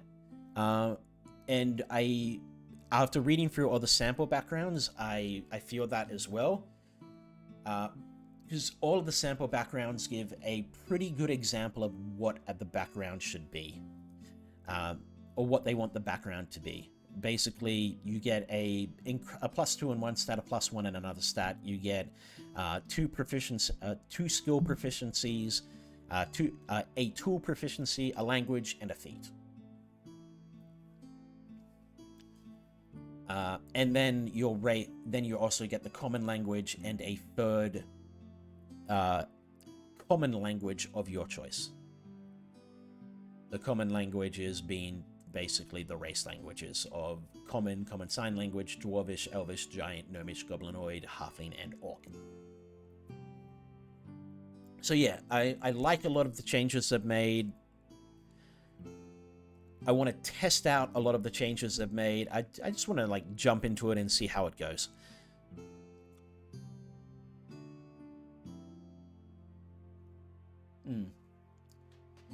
Yeah. Yes, I really do like that you can now learn Druidic and Thieves' Cant. I think that's really good. Yeah, but I'm actually going to call it here. I've been on for 4 hours. It's a lot longer than I thought I would be. Similson, since I know you're still here, thanks for the follow. I do appreciate it. For new viewers in here, usually I'm just streaming my way through games, but, you know, since I got some people who came in to check me out while I'm doing this, I might do some more deep dives into, you know, some Unearthed Arcana stuff and other D&D stuff. You know, maybe jump on and make a dungeon or something. But yeah, I appreciate you watching. I can't stream too much because I'm in uni, and I have a lot. I do like 5 games of D&D a week, so I'm pretty busy. But I'm usually on Thursdays, Saturdays, Sundays, and Mondays, and sometimes Fridays. The Thursday, Sunday, and Monday streams are when I'll be a bit longer. But if I'm on Fridays and Saturdays, I'll only be on for about 2 hours, maybe 3 if I can pull it off. In terms of what I'm playing when I do games, right now I'm playing my way through Tiny Tina's Wonderland. It's a bit D&D related, but not quite. It's fun. Yes, when the new UA stuff comes out, I will be doing something similar to this as well.